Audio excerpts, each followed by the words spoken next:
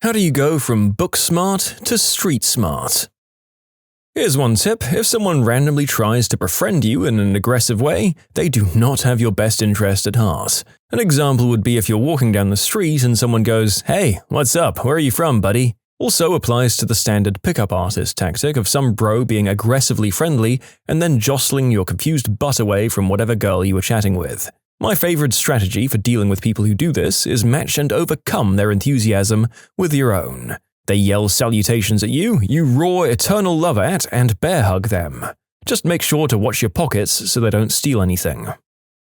If you're traveling, never randomly stop on the sidewalk to consult a map or appear visibly lost. Duck into a coffee shop or something to orient yourself. I agree with this one. If you're in a big city and appear as a tourist, you're a prime target.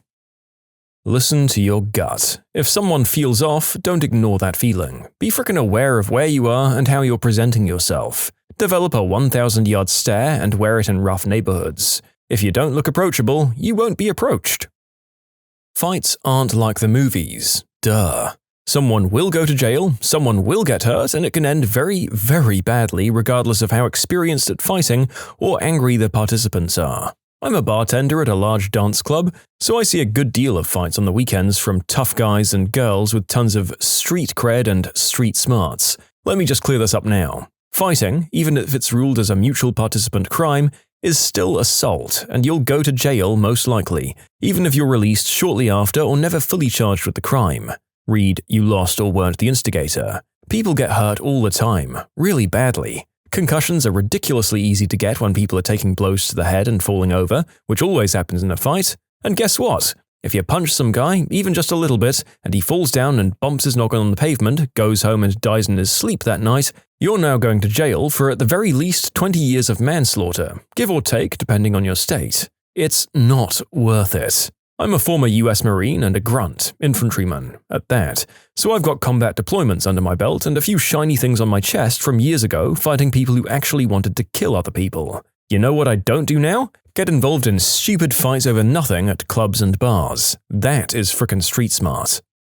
Yep, and even if you're good at fighting, that almost certainly won't stop someone's friend from stepping behind you and cracking something over your head. It honestly doesn't feel like there's a win once you've seen the results of a fight. It's not worth it, as he says.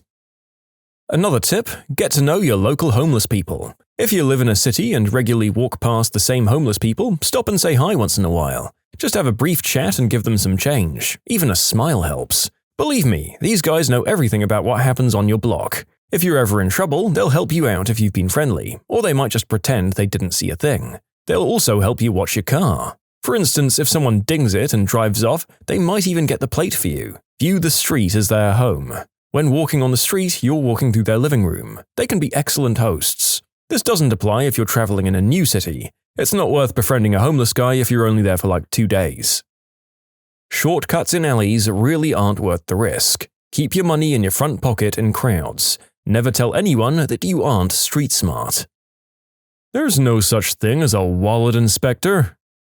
Ex-graffiti writer here. These skills helped me avoid all kinds of weirdos and police. Just act like you belong there. Try to dress or look average, black shirt, black peacoat, waist-length jacket, jeans, and say Chucks. A rich guy or a poor guy would wear that and blend right in. Cover your eyebrows and eyes, hat and sunglasses, not a burqa, folks. You ever wonder why police hats cover their eyebrows? For the pure reason that it hides emotions. If you look shook, you'll get shook. If you're in an urban area and you have shopping, use an old recyclable bag to carry your stuff. Those things blend in and don't look like you'd be carrying anything of value in them. Again, it goes with blending in. Don't look lost. Make it look like you're in a hurry, but not running. Answer no. Keep your brisk pace. If anyone says anything to you, just say no and keep the pace. Use a strong tone, but not a jerk one. Alone on the subway? Find a seat with the back against the wall. Read one of those free papers, but don't read it, just scope out people. If they look shady, they might be. Let them get off the train first, and when it's your stop, wait until the last second to get off. Follow them, not the other way round. Acting crazy can work, but it can also make you a target. 5 drunk dudes would have no problem beating the crazy guy. Don't carry weapons. Most of the time, you won't have the guts to use them, and you might get shanked with your own knife. If you get attacked, punch the throat or try to grab the windpipe and crush it. Neither of those will kill, but nobody gets up after that. Eyes and family jewels next for crushing or attacking.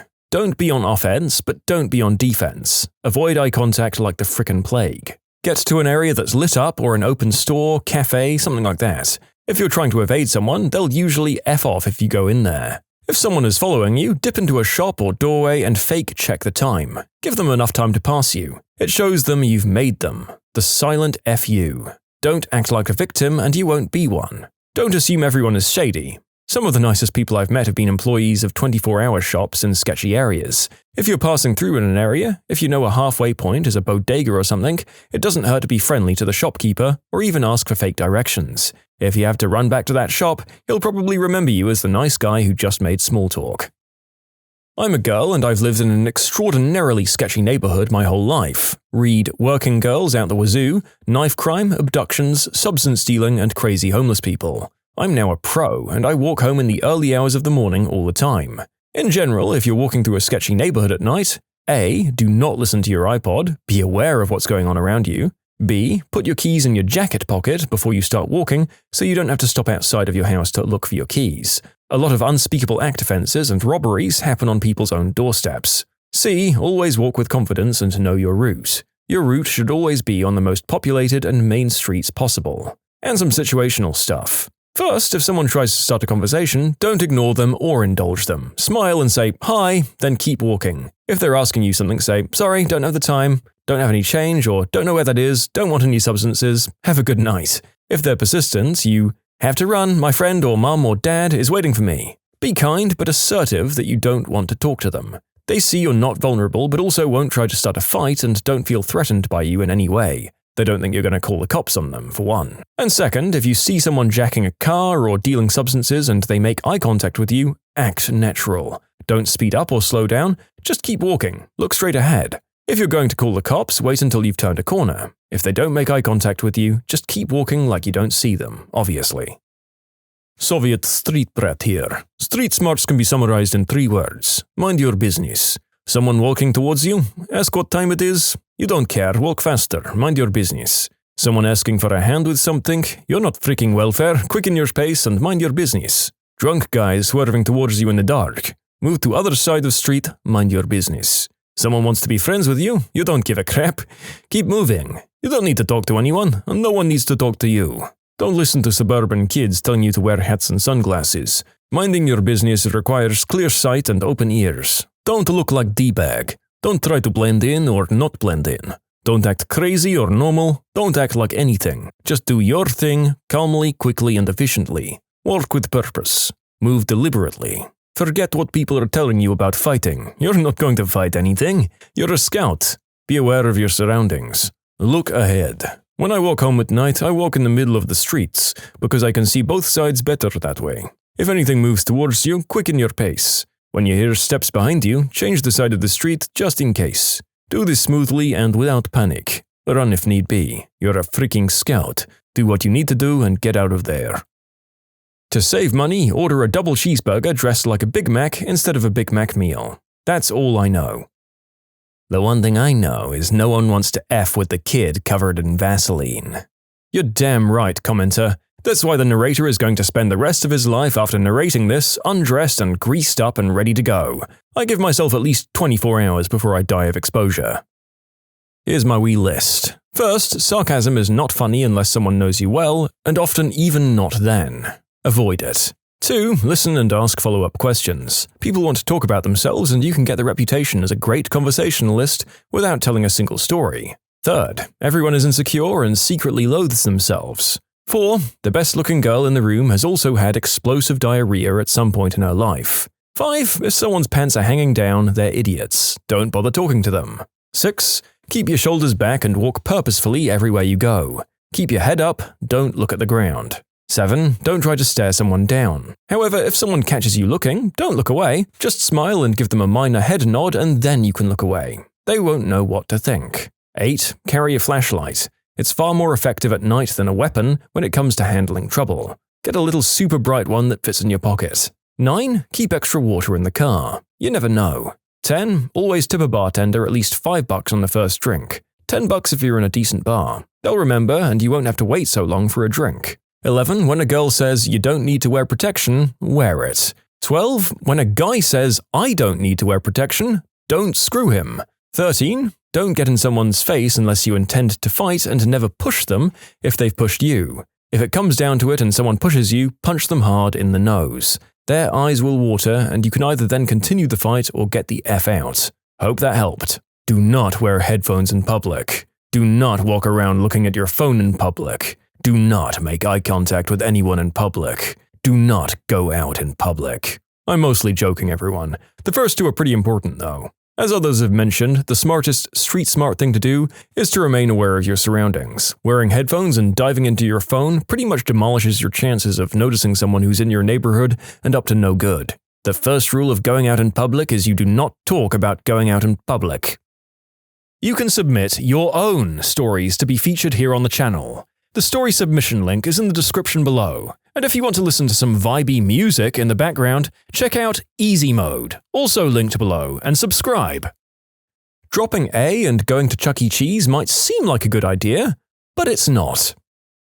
New Yorker here. If someone asks you for the time in a way that makes you uncomfortable at all, they're usually going for your watch or cell phone. Anything that someone offers you on the street to buy is either stolen or a cop trying to bust you for stealing stolen merchandise. All cops wear the same shoes, undercover or otherwise. Look out for those. If you're on the street late at night and feel uncomfortable, act frickin' insane. If I'm in a bad neighborhood late at night, walking to a train, I'll talk to myself, twitch, anything. It frickin' works. Don't wear your pants low and keep anything valuable in your back pockets. If they're below your butt, you won't feel a pickpocket. Need directions? Ask a cab driver or cop. I've told people that look like they're from Nowheresville the wrong direction on purpose, just for fun. Most people who look tough are wimps. It's the quiet ones you need to worry about. Jerks travel in packs. It will almost never be a one-on-one fight. A lot of people carry gats in New York. Be careful. Do not buy MetroCards from anyone except the AmITheA booth or the vending machine. Everyone else selling cards is scamming you. When a kid comes up to you with his new rap CD that he's offering for free, he'll pull some bullcrap that makes you give him $10. Just keep walking. Don't stand by subway doors holding your iPod or whatever. People often stand right outside, grab it as the door is closing, and you'll be out one nice iPod. Wear shades. Dangerous dudes will read your eyes in a nanosecond. If you're a wimp and a pushover, they'll know it and take advantage. Also, shades keep you from accidentally challenging someone by looking at them in the wrong way. Just keep the idea in your head at all times. I'm minding my own bleeping business. If you walk to a part of a neighborhood with sneakers slung over the electric wires, you're in the hood. If you ever travel to a large city, don't look up at the buildings while walking around. That marks you as a tourist and an easy target for muggers. Crap, I do this in my own town. I can't help it if things are pretty when you look up. I live in Chicago. I'm always admiring our buildings. As a petite 26-year-old blonde who works in downtown LA, lives in Hollywood and takes public transport to and from work every day, sprinkle in some international weirdo experiences living in London and Shanghai, I'm so frickin' glad you asked. 1. Under every circumstance, walking down the street, appear as though you know exactly where you're going, even and especially if you don't. As already mentioned, duck into a cafe or other shop to check your map or your phone. Keep your back to the wall.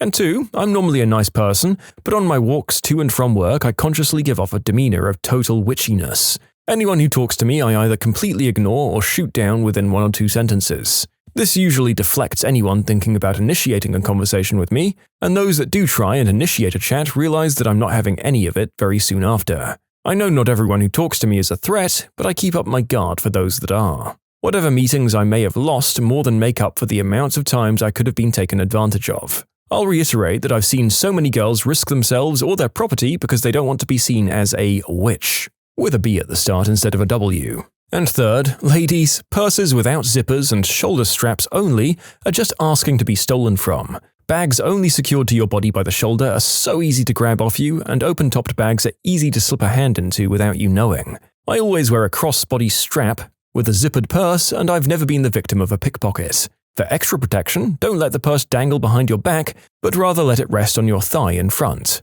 Backpacks aren't safe either. If you can't see your bag, you don't know what might be happening to it. Look like you know where the frick you're going. Say you're walking through an inner city area, a downtown area, or any crowded place really. Just keep your eyes focused ahead while paying real attention to your peripherals, and most people won't mess with you. Also, if you're a lady, try not to carry a purse into sketchy areas. Go guy and only carry your wallet in a jacket pocket or in your front jeans, and a phone in the same place, and keys if possible. You'll see gum on the streets. Don't pick it up. It's not free candy. Where the frick do some of you live? Amongst wild gorillas? I've lived in New York City and Queens. The simple rule for big cities is don't be super friendly, just be polite, and that's it. But you're not going to get shot or mugged if you happen to catch some guy's eye or accidentally brush up against someone in NYC. My God. Maybe if you decide to go visit the crappy parts of Brooklyn at 10 p.m., but then you're an idiot for trying that in the first place. Kind of enjoying the variation between people telling us that we're taking everything way too casually and people telling us we're taking everything too seriously. Honestly, a lot of getting caught in street crime probably comes down to bad luck. That and maybe being somewhere truly shady in the middle of the night. If a guy in a public restroom offers you a tum under the stall wall, don't eat it. Always watch your drink at clubs. When you're not drinking it, your hand should be covering the top if you're not paying much attention. Lots of just plain terrible and troll advice here, so I'll give you some serious answers. The most talked about thing in job interviews is eye contact, but it's something completely ignored in the complexities of survival. It's not enough to just use it. It might very well get your butt kicked. You have to know how to use it. Two things that will make you a target: avoiding eye contact and making aggressive eye contact. One makes you the limping zebra, the other makes you a territorial challenge. When walking by some shady fellows, look them right in the eyes. Don't smile, it looks arrogant and high and mighty. Just look them in the eyes, give a nod of acknowledgement and a simple greeting. Hi. This does several things. It acknowledges to them that you're aware of them. Not just that, but you're not intimidated by them and you're aware of your environment. Second, it shows respect. A small sign of respect goes a long way. The key here is to be friendly without being familiar. You don't know these people, and it's insulting to act like it, even with good intentions. I've shared cigarettes with homeless smackheads in Seattle back alleys, and walked away with not so much as a hostile word exchanged. Just remember, you're not better than them, and they won't think twice about reminding you of that if they think you've forgotten your place in their jungle. Then body language. This one's not so easy to master, as it's near impossible for most people to fake. Correct body language comes with confidence. Don't confuse this with overconfidence or false confidence. It's all about projecting an attitude, and you're aiming for the body language that projects the attitude I outlined above when talking about eye contact. Your body language says, I'm here and I'm me. I see you, but I'm going to do me and you do you. This attitude projection should also unovertly say, what you're doing is none of my business. Of course, if you ever get to the point where you have to make that obvious, you're already done and screwed, as there's no way to say that.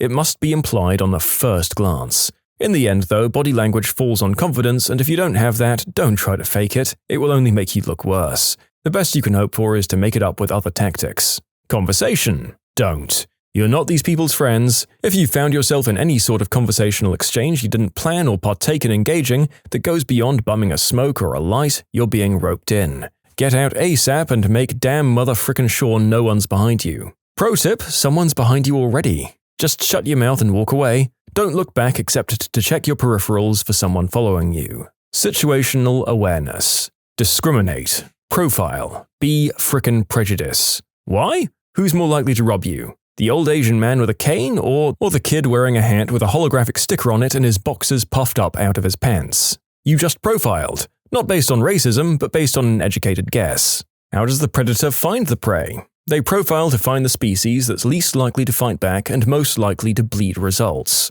How does the prey stay alive? Profiling every possible threat they see as a predator. Be hyper-aware of your surroundings and the people in them and profile every frickin' one of them. Don't look hyper-aware though. Practice using your peripherals. Try to read things without looking directly at them. Learn to soak in details without darting your eyes around and making eye contact with everything you possibly can. You don't want to look shut down and into your own world, but you don't want to lock eyes and stare at a substance deal going on if you so happen to stroll by one. Staying vigilant using your peripherals lets you be aware of what's going on without setting off the, hey, that guy saw us flag. Lastly, never ever frickin' walk alone in an unfamiliar area. This should be a no-brainer, but it's such a common mistake. There's places in every populated area where the locals know not to go. If you're moving somewhere new, stick to high-traffic areas. Ask questions about the neighborhoods. Find some small, local dive bars and try to get to know some regulars and bartenders. Establishing a reputation as a good tipper helps, not only for the bartenders,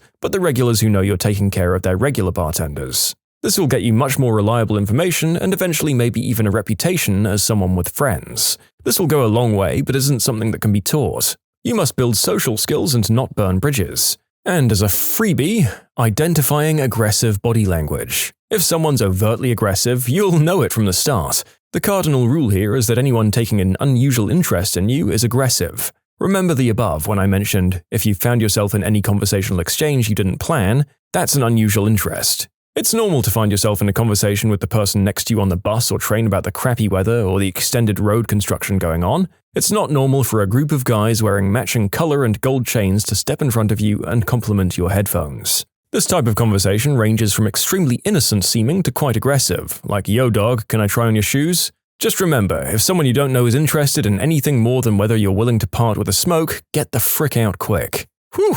A half hour later, I can't believe that I've typed all of this up in this massive novel of a comment. A bit of backstory to hopefully put things in perspective. I grew up in a not-so-great crowd, around some quite legit gangsters from a gang the likes of which you'd see in documentaries. I learned how not to get in a fight when I wasn't drinking so much that I'd get cocky and run my mouth. When that happened, I could only hope that they'd be amused by my drunken antics and I wouldn't let a slur or something slip. That got me a busted lip a couple of times. Luckily, other than the well-deserved occasional knock to the head, I was well taken care of by the senior of this particular group who made sure I never got in so deep as I couldn't get out. So yeah, I grew up around the shady culture in my high school years. Learned a lot. Confidence is key. Not maximum confidence, that'll get you killed. You just want the right amount. Hope this helped. What wedding moment made you think, ooh, they're not going to last long?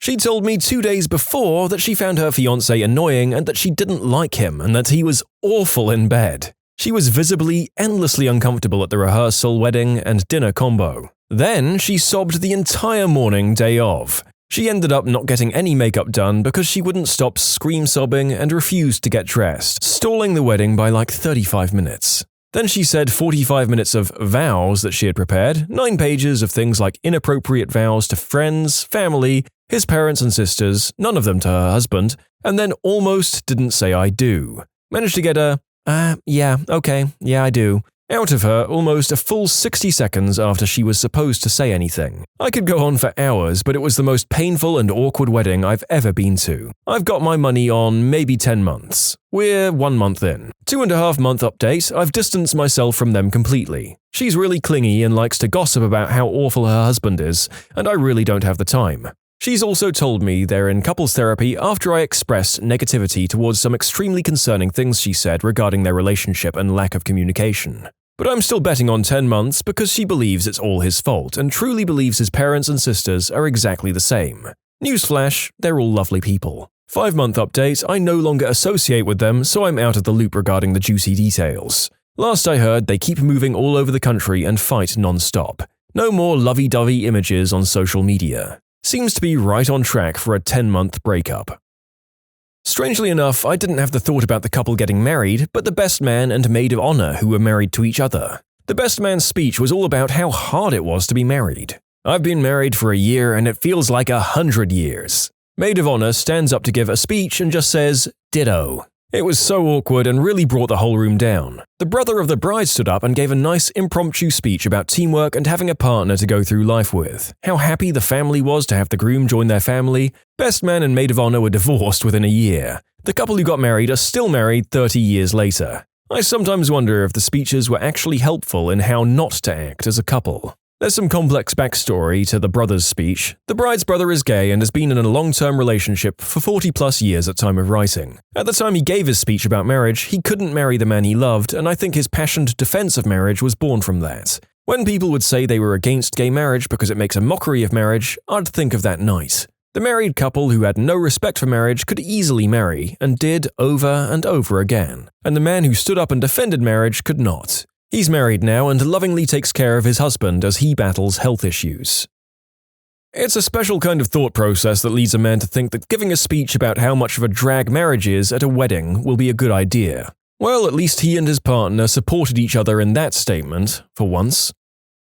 When they were doing the vows and the priest got to the for richer or poorer part, she said, for richer, or maybe poorer. The officiant wasn't pleased. I think they made it a year. I've got 2. One of my good friends got married and I'd never met her before the wedding because she's just shy. On the wedding day, she was belligerently drunk before the ceremony even started and couldn't even get through the lines she was supposed to repeat. Like, I promise to love you. She ended up slapping the groom, spilling champagne on her dress, and then crying under a table while he tried to comfort her. They lasted about 4 months. Another one was my wife's friend. She's a very conservative, religious white girl who married a black man. Most of her racist family didn't approve of the marriage and didn't show up. But she planned the whole marriage around race. Like a vanilla cake for her and a chocolate cake for him. The wedding colors were black and white, and even the meals were white meat for her side and dark meat for his. It was extremely uncomfortable as a guest. They lasted 2 years, but broke up because he was nuts and attacked her, rather than the weird racial tension. My wedding. We'll start 3 days before. The wedding was a Ren Fair-style wedding outside a large gazebo, and the maid of honor had promised to purchase a stylized dress for my bride that they'd agreed on. 3 days before the wedding, she calls to tell us she has no money and was embarrassed to admit it before now. So we literally hand-sewed one together in 24 hours.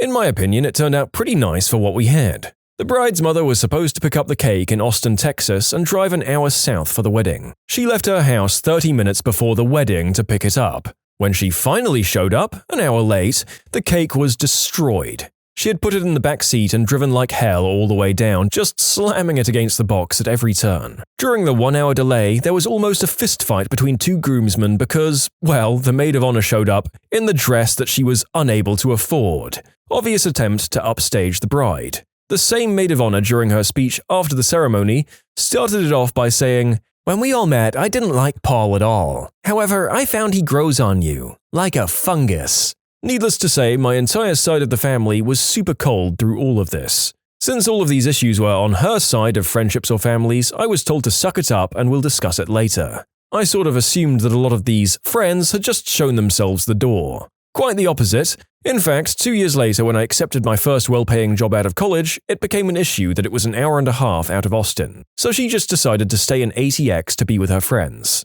I mailed her the divorce papers, and since she couldn't be bothered to even show up for the hearing, I've never seen her again. I used to work at David's Bridal. The bride came in with tons of friends, we did the say yes to the dress thing, and an hour later she was standing there in $3,000 worth of stuff and doesn't have any money with her or in her account. She decides she wants to apply for the store credit card. I run it through the system and she gets denied. Then she calls the groom for his info, which to be fair, people did all the time, and he tells her no. She threw a huge fit on the phone with him, standing on the bridal stage literally demanding, "Why not? Why? Why?" Like an actual child over and over again. I've never seen a 30-year-old age backwards so quickly. She was just a brat, literally stomping her feet in front of me and all her friends and the other brides in the store. I was embarrassed. At the end of all that, she hangs up on him and her friend is like, "I'm so sorry you can't get your dress." And the bride instantly stops crying and goes, "Oh, I'll get the dress. I just have to do this at home, and when he gets mad enough, he'll come get it for me, so I'll stop." I was speechless. Sure enough, the girl came back 2 days later with her man, and he applied for the credit card and brought the dress. He was livid and silent, and she was smug as hell. Can't imagine they're living a happy marriage if they're still together. I'm witnessing one from the sidelines now. My wife's brother just got married this past May. The bride's mother is a big DIY person and went a little nuts with extra flowers, table pieces, decorations, and other things. Note that I said extra stuff. It was already decorated by the venue, she just took it upon herself to buy and add way more stuff. Anyway, a few weeks ago she sends my mother-in-law, the groom's mum, an email with receipts of all the extra stuff she brought. $7,000 worth, and asked that she pay half since it was technically set up in time for the rehearsal dinner for guests to enjoy. It's causing a huge rift between the newlyweds since the bride is taking her mum's side.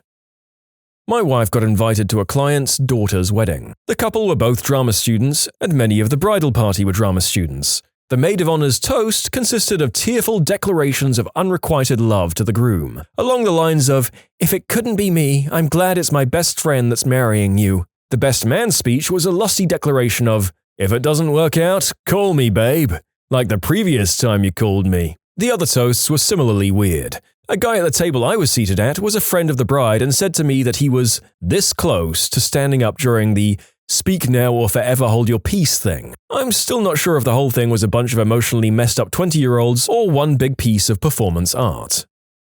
As a man who has dabbled in theatre at a couple of different levels, I can confirm that drama students who take classes together have often seemed like a weird incestuous family. It's fine up until someone inevitably gets jealous. I was the maid of honor. Me, the best man, and the couple went into a separate little room to do the signing stuff. The bride excused herself to go to the bathroom, and the groom started making pretty mean remarks about her cooking. Her cooking is something she's really passionate about, by the way. He was making these comments to the officiary. She came back, heard they were talking about cooking family meals together, and gave him the warmest smile, thinking he had praised her. He scoffed awkwardly and changed the topic. That always stuck with me. He wasn't laughing with her, but at her, behind her back. They lasted 7 months. A fun, light-hearted dance with the groom, followed by a close and slow dance with her male best friend. How long did that marriage last? It lasted 18 months, and now she's living with the friend. He ended up in the emergency room between the ceremony and the reception. He had gone out the night before with his sister and friends and got plastered. They had to hold a cold pack to the back of his neck to keep him vertical during the wedding photos. Marriage lasted 30 days until they had a fight, she left the house, and he filled the U-Haul truck with everything but her clothes. The groom showed up to his own wedding reception wearing a t-shirt with restroom sign-style stick figures depicting a bride and a groom, captioned, "Game Over." The bride had a bruised eye covered by makeup. Also, it was visible that walking was hurting her. I might think it was because the corset was pushing on broken ribs. It took her 3 years to run away. When my sister married her first husband, she mouthed to my father walking her down the aisle, "I can make this work, right?" They were divorced 6 months later. My whole family knew it wasn't a good idea since the original engagement was a year prior. You can submit your own stories to be featured here on the channel. The story submission link is in the description below, and if you want to listen to some vibey music in the background, check out easymode, also linked below, and subscribe. When the bride drank vodka out of a pint glass and spent a significant amount of time making out with another guy on the dance floor. Oh well, the first part isn't necessarily a deal breaker. One of the best weddings I've ever been to included an Olympics between the bride and her bridesmaids, Russian, and the groom and his groomsmen, Lebanese. Main event was a vodka relay where they, no crap, chugged pint glasses. Lebanese put in a fantastic showing, but the Russians mopped the floor with them without even taking their heels off. It was hilarious. They all still managed to host and throw a wonderful party for another few hours, and they've been happily married for over a decade with 3 beautiful kids. Oh, and my husband just reminded me that these motherfrickers woke up the next morning and hosted brunch for us. Unbelievable.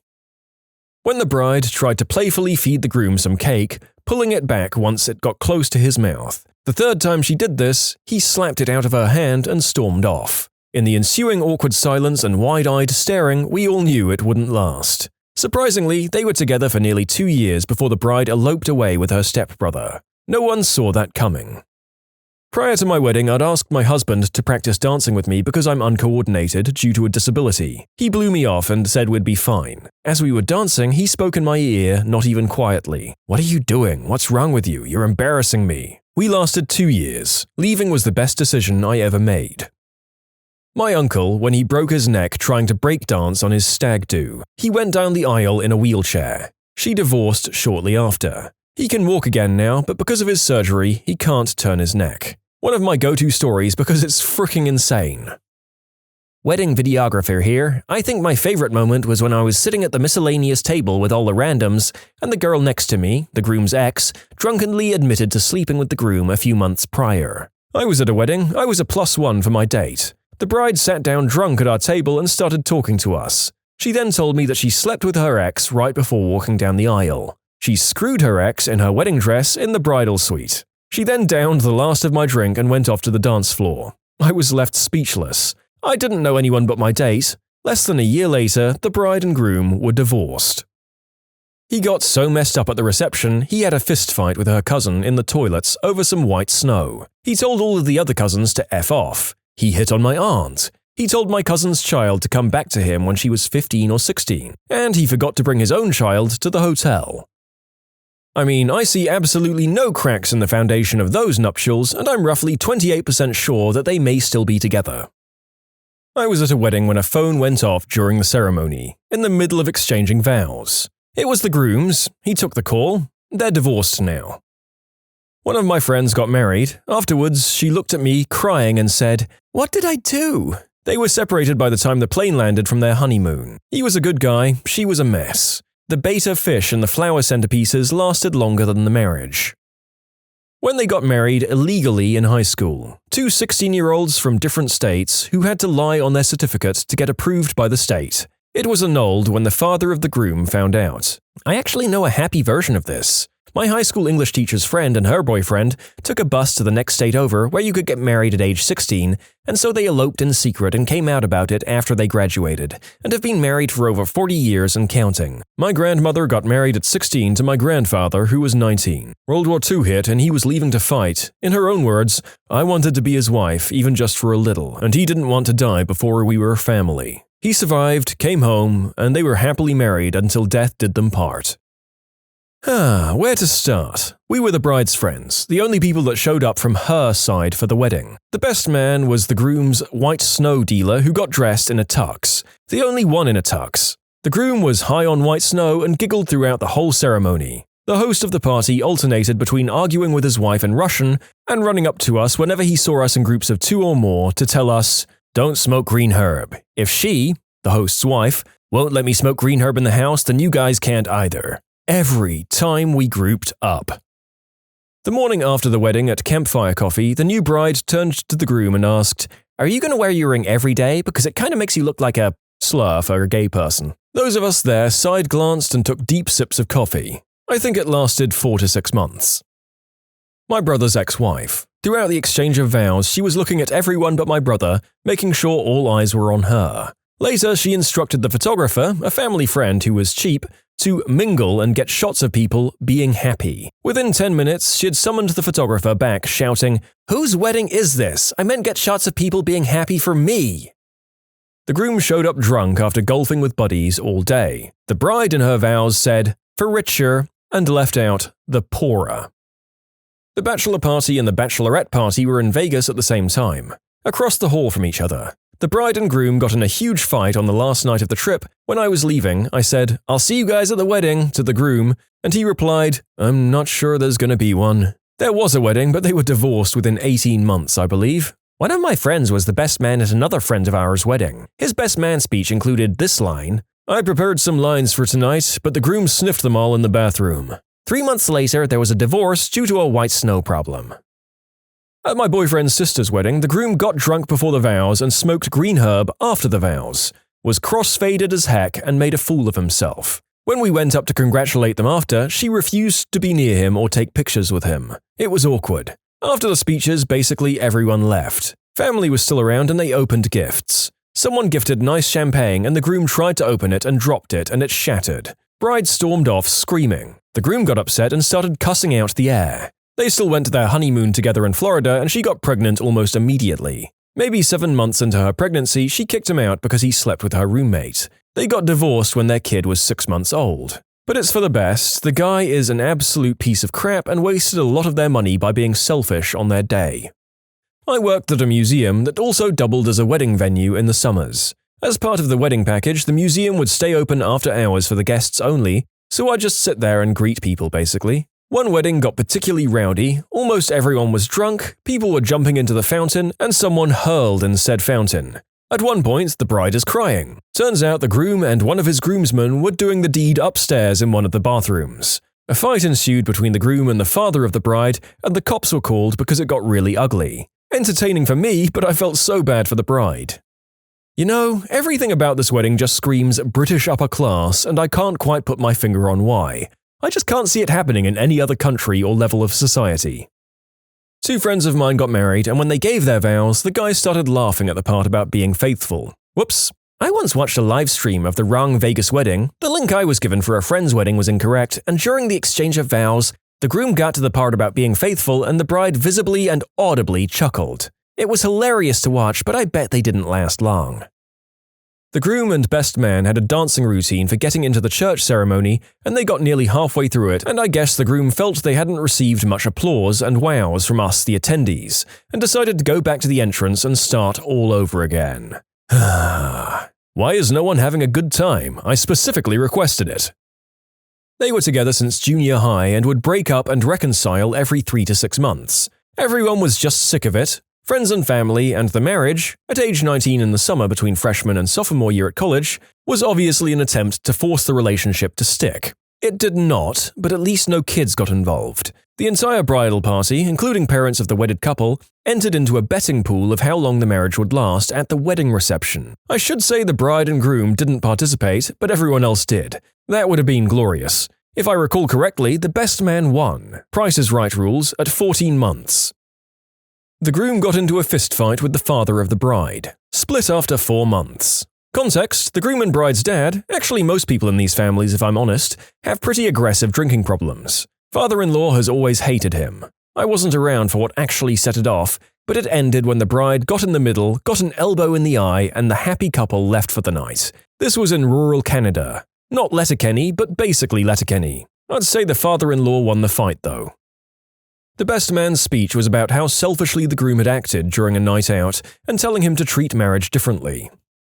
The groom had a best woman instead of a best man. Nothing wrong with that, but her toast left the whole room in awkward silence because she was clearly in love with him. I wish I could remember the specifics, but it was all about how they were always together, all the late nights they'd spent together, etc. She was so tearful during it too. I'm not making it sound as bad as it was, but I assure you, it was bad. Portuguese wedding. A fistfight broke out at the head table during the reception, between two groomsmen. They were arguing about which of them had slept with the bride first. The groom was oblivious. He came home from work early one day 2 years later and caught her in bed with another man. I'm surprised it took that long. The midnight buffet was amazing, though. The most beautiful wedding I've ever been to ended in divorce. The venue was where the groom's father is buried, and he cried as he made his vows to the bride there. Turned out he'd been cheating on her for months and they divorced a while later. Something so repugnant about marrying someone you're cheating on practically over your father's grave. To date, it's the only wedding I've been to that ended in divorce. People who have been straight up fired on the spot. What happened?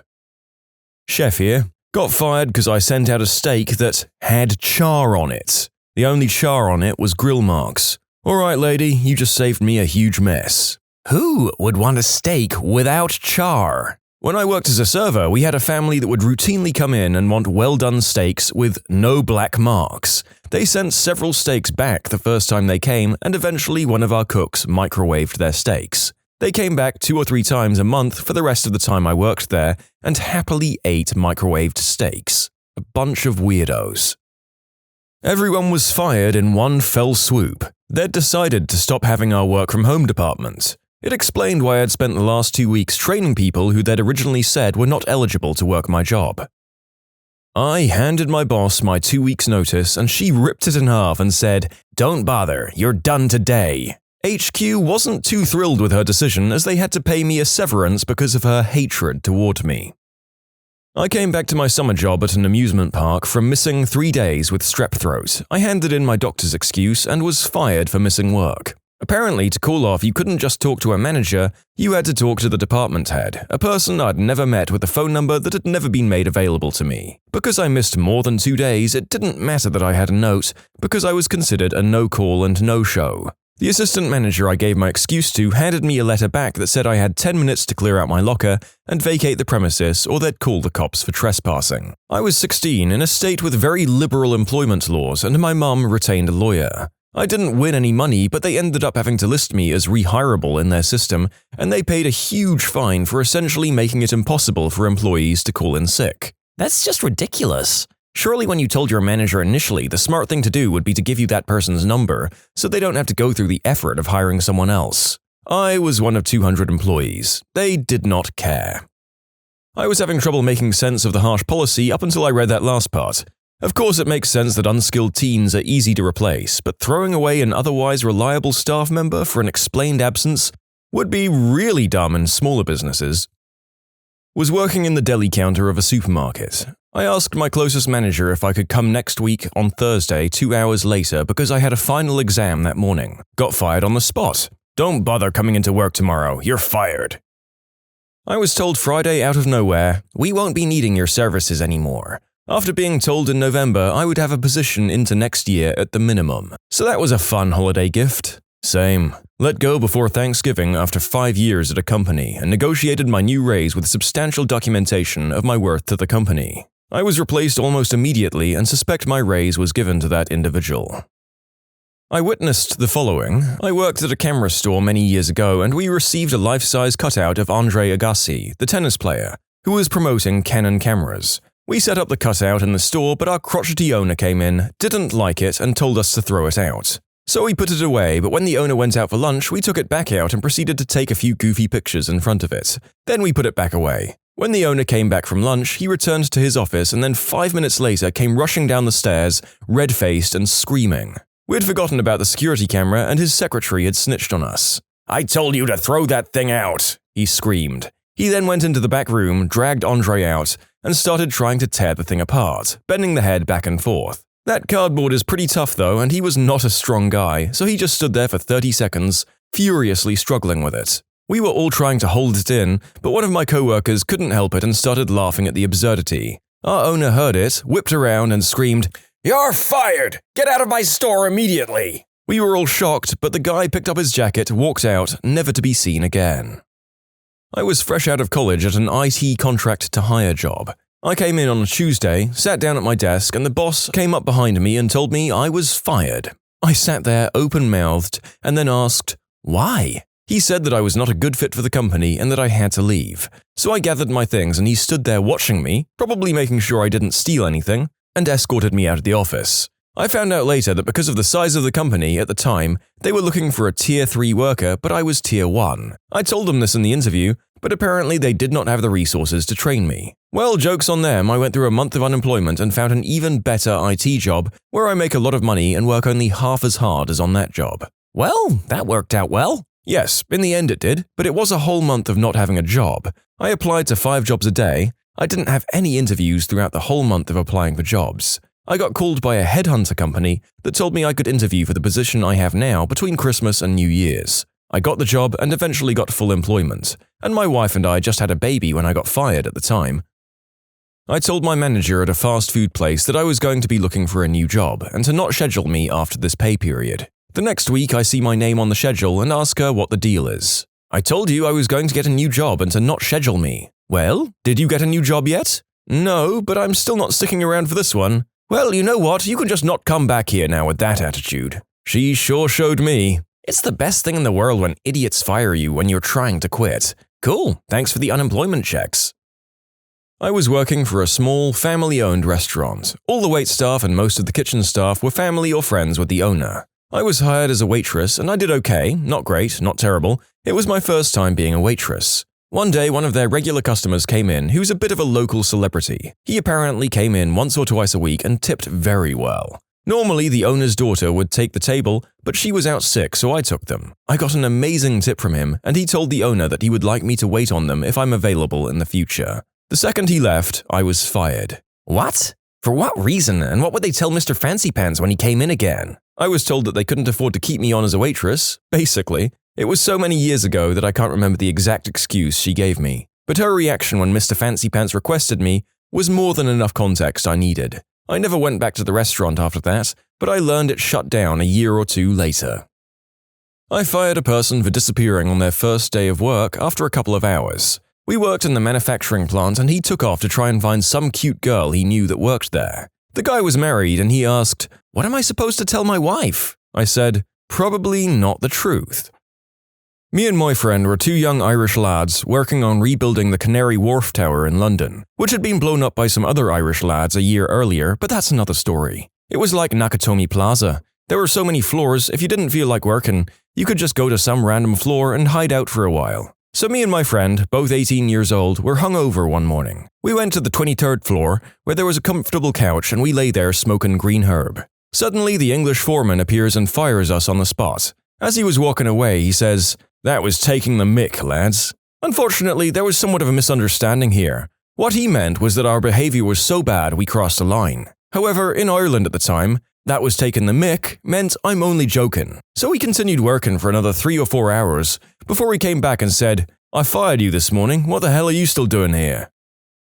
For the record, the four men in the original written story actually said, "You're taking the not safe for work word for urine." But we can't say that here, and the closest possible alternative the narrator could think of was, "You're taking the mick," which ironically is a pretty derogatory term for an Irish person, lending a whole new confusing angle to the foreman's statement. Sorry. Not me, but my brothers. He was valeting at a fancy beach club over the summer, and they hired a new kid from the area. The first car this new hire gets into, he backs into another car. My brother takes him to the side, tells him to calm down, the beach has insurance for this very reason, it's no big deal. Second car, the guy runs right into a parked car, which causes that car to smash into the one parked in front of it. My brother gives him $50 cash for the day of work and tells him not to come back. The summer between undergrad and graduate school, I was working in the customer service department of a Canadian department store. I got minimum wage plus $1 extra an hour because I was the only person capable of answering the phones in English and French. I asked for a Saturday off to attend my sister's high school graduation. They said, "What's more important to you, this job or the graduation?" I said, well, the graduation actually, particularly in the light of the fact that I was starting my second degree in another city about 10 weeks later. I got axed immediately. Well, good luck finding a bilingual Albertan willing to work for minimum wage plus one, you stupid eggplant suckers. I was 15, I think. I was a lifeguard at a subdivision pool. Being the new guy and the young kid, I worked every weekend. Friday night, Saturday night, Sunday day. I'd already missed going to my grandparents a couple of times and my parents were taking a vacation. I asked off and was told that I couldn't go. My dad basically said, "You're going, I don't care." I told the boss this and she said, "You still have to work." I left with my parents, and when I got back there were a dozen messages on my parents' answering machine saying they couldn't open the pool because I wasn't there. She fired me 3 or 4 times that weekend. She was a bored housewife hired by the Homeowners Association to schedule the lifeguards who were mostly high school kids. She fired another for wearing a bikini. They didn't use her the next year, but by that point in time I was 16 and had a better job. They couldn't open the pool because I wasn't there? Not exactly a solid business plan if it counts on a 15-year-old having a 100% attendance at work. You can submit your own stories to be featured here on the channel. The story submission link is in the description below. And if you want to listen to some vibey music in the background, check out easymode, also linked below, and subscribe. I was told that my position was being terminated, not just at our branch but company-wide, and was escorted back to my office to pack up my stuff. It wasn't dramatic or anything, but it was a shock. I didn't get to say goodbye to anybody. Just 2 days prior, I'd had my performance review and received glowing praise, while the entire time they knew they'd be letting me go in a couple of days. That's what bothered me the most.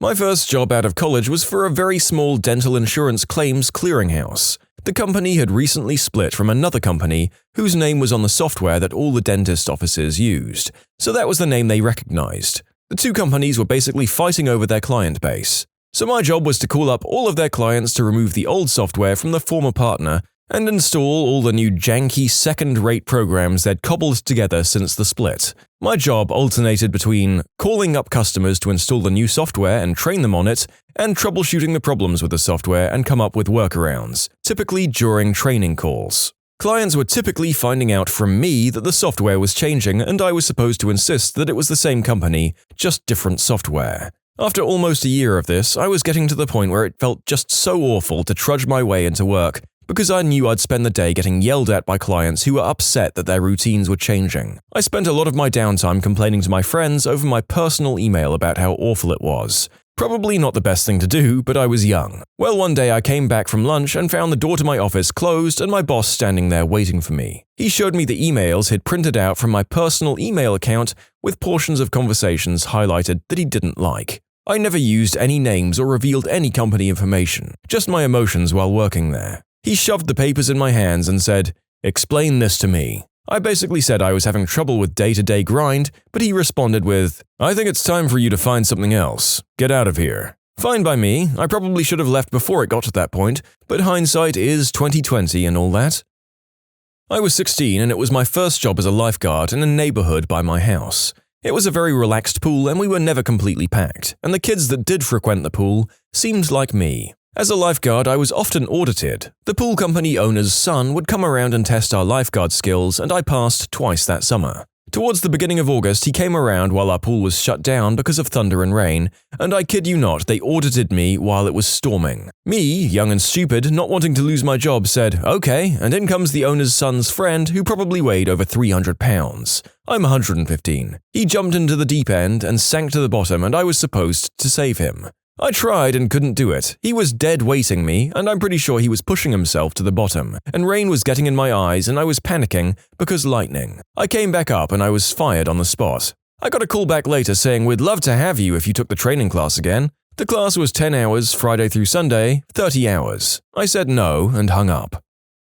Earlier this year, I was working in a chicken processing plant in the freezer section. We rotated through 4 tasks in this area: making boxes, packing boxes, labeling boxes, and stacking boxes. Now, I had no problem with this. It was easy, if boring work. What I did have a problem with was labeling the boxes. We had to stand in such a way that I was slightly bent at the waist the entire time, and for some reason this was causing a nerve to get pinched in my back. Tons of pain. I toughed it out for 2 weeks. After that, I couldn't take it anymore. I explained this to my boss. Told her that I'd gladly do a double on packing the chicken, everyone hated that part, if I could just not label the boxes anymore. Or I'd take a double making boxes or stacking boxes, didn't matter to me. Nope, instead I was fired and told to vacate the property. They wouldn't even let me sit in the visitor area until my ride arrived. Ended up spending 30 minutes standing in 27 degrees Fahrenheit weather on the side of the road waiting on my ride. Yes, I'm aware of the fact that firing me in such a way was illegal, and no, I couldn't draw unemployment. I'd only worked there for 2 weeks. Officially, I was fired for refusing to perform assigned duties. As for the company in question, Wayne Farms in Georgia. I won't give any more information than that, but if you live in Georgia, there's a good chance any chicken you've eaten from Zaxby's, Burger King, Bojangles, Popeyes, or Chick-fil-A has passed through one of their plants. I'm a security guard now. Pay isn't as good, but it's a lot less stressful. Plus, I no longer eat chicken, especially not fast food chicken. Not after what I saw in that place. If you're in the southern states, do not eat fast food chicken. You know, I'm not sure I've read a single account from the people who work at these meat plants who say that they didn't end up not eating that food or becoming vegan afterwards. That should probably be a warning for the rest of us. Ironically, I was having a really positive day at work. I'd been there about 9 months and was starting to really hit my stride. I'd made some really positive improvements with production process and workflow. The company was better for my time there. My work actually resulted in them being able to eliminate an entire position, saving the company around 20 to 30k a year. Around 3 p.m., I'm called into our small conference room and told that I'm being fired for saying that I hate this freaking job and that I wasn't willing to go back into the warehouse and help out in the mornings. So I was caught completely off guard, and the fact that this was coming from the owner meant I knew that there was nothing I could say. But I still defended myself by saying there was no way I would have said that I hated my job. But still, I was guided to my desk where I packed my stuff in shock and headed out. I remained in contact with one of my co-workers, and about a year later it came out that the same thing was tried on her. Turns out the operations manager was a nut, and having the ear of the owners, she would straight up lie to them and get people fired. Why? I still don't know, but they knew the second co-worker much longer and better than myself. So when operations manager told them what that co-worker supposedly was doing, they talked to her directly and determined that the OM was lying. This time, the OM got canned. There are days I wish they'd still have the stones to reach out to me and apologize. It's been 5 years now though, so that won't be happening. The experience really shook me and I can still see the effects to this day. That was my first real job out of college, and I'd decorated my little office with personal items, some drawings my daughter had done, and other things. Now I refuse to decorate with anything personal, and I keep the bare minimum of personal articles in my office. Getting canned and having to stand there and be watched while I had to collect all of these personal artifacts was embarrassing and humiliating. I don't plan on being fired again, but if needs be, I can grab 1 or 2 things, tops, and walk to my car. I forgot to pay for a hot dog I ate the previous day of work. I had the money to pay, and I would have if they'd asked me to. It genuinely slipped my mind, but the manager was treating me as a serious thief. Kinda sucked, but the job was pretty terrible too. Retail usually is. I should probably clarify that some of my co-workers had had this happen to them before I was fired, but the difference being was that they got warnings. It doesn't bother me much because that manager was actually pretty scummy in the long run, and she lost the majority of her employees about a week after I was fired. 17, still in high school. I was hired as a custodian for a hotel and was asked to clean the pool. I was asked to backflush the system to clean the filters, which involves turning the pumps off and closing pipe valves. Well, there's about 20 valves, but only 3 needed to be closed. I thought I did them right. I went to open the filter on the pump and boom! The cap shot off and water started dumping out of the pump. The pool maintenance room is in the basement next to the pool, so it'll dump the whole pool if it's not stopped. I panicked and tried forcing the cap back on. Ran upstairs and through the hotel completely soaked. It was the weekend, so my boss was off. Took him about 20 minutes to reach and get him to the hotel to help me with the system. In the end, there was probably a foot of water flooding the floor. It damaged the water heaters, got into the furnace, maintenance office, and phone system. Not sure on the damage cost, but it had to be in the hundreds of thousands, if not over $1 million. I was promptly fired by the hotel manager. I hated my last job. My co-workers were all right, but the guy over my department was a real butthole. Well, the time finally came after many years. I got an offer and of course I said yes. I'd been plotting this moment. From my backpack, I pull a sympathy card that I'd been holding onto for a while. On the front, "In memories we find comfort, in time we find peace." On the inside, "So sorry for your loss." I sign my name, add a date for now plus 14 days. Hand it to the boss man. Now, I know for a fact that boss man would find it hilarious if this had happened to literally any other boss person in the company. But he had several sticks up his butt, so he fired me, told me, "Hands off the computer," yelled for a bit, insulted me several times, then walked me out the door. The company lawyer called in short order, "We've accepted your 2 weeks' notice. We don't require you to serve those 2 weeks, but you'll get paid for it." I guess the whole "you need to learn about your actions have consequences" bullcrap that the bossman tried to pull when I submitted my notice kind of backfired on him. The bossman in question had a habit of yelling at people in exit interviews. I like to think they didn't schedule one for me because he knew I wouldn't put up with it. I was 16 and working as a dishwasher at a summer tennis camp at an exclusive tennis club. The owner of the club was upset that I hadn't taken all the trash out. I explained to him that the dumpster was full and overflowing. He told me that I needed to climb into the dumpster and jump up and down on the trash to create more room for it. I said that I wouldn't do it. He told me that he wouldn't ask me to do anything that he wouldn't do himself, so I said, "Fine, I want to see you climb into the dumpster and start jumping up and down." He fired me on the spot. For those of you that agree with the owner, you should really check up on how OSHA and the health department would feel about this. What was the most embarrassing public tantrum you've seen a grown adult throw?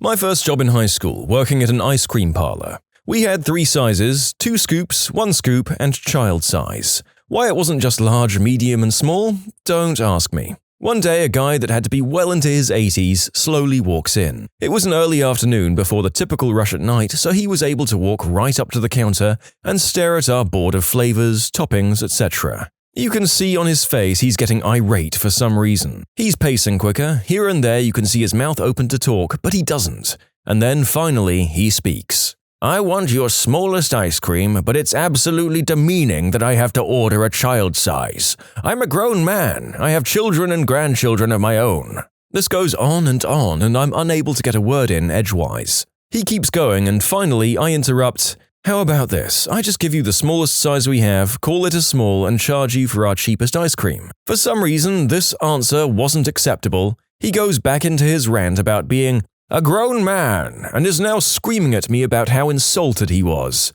I again reiterate, I can just give you a small ice cream, but no, anything beneath an institutional change wasn't going to stop this guy. He just kept going. Now other customers are starting to walk in and just watch him rant, screaming, "Do I look like a child?" and things like, "I have grandchildren older than you." Meanwhile, he's refusing to order something else, or just consider the smallest size as small rather than child size, which was written on the board, and won't leave either. The owner now comes in from the back to see what's going on because there's now a long line. This has been going on a good 10 minutes. As is usual in these situations, the owner introduces himself as the owner, which prompted the response, "Good, your employee insulted me." As the man explained how I insulted him, the owner pivoted to the same thing I did. "Can we just call it a small and be on with it?" This made things worse. Finally, after him screaming at the owner for a few more minutes, the owner says, "You came into my shop, don't like the name I used for my ice cream sizes, berated one of my employees, and are berating me. Please stop using the phrase disrespected because you're the only one being disrespectful." Usually, in internet stories, this is when the writer puts, "and everyone clapped," but no one did. The situation was just too awkward for them to acknowledge that they were paying attention. The old man went to talk and the owner cut him off and just said, "Let me be frank. Tell me what will make you happy and I'll do it." The old man stood there for a few seconds and just angrily said, "I'll never come back here again," and walked back out the door. In conclusion, I got screamed at because the ice cream shop I worked at called a small a child size. In food service, I met so many customers who stormed out over stupid crap claiming they'd never return, but sadly, most of them did. Complaining is what makes them happy, and people in customer service put up with it longer than most. Yep.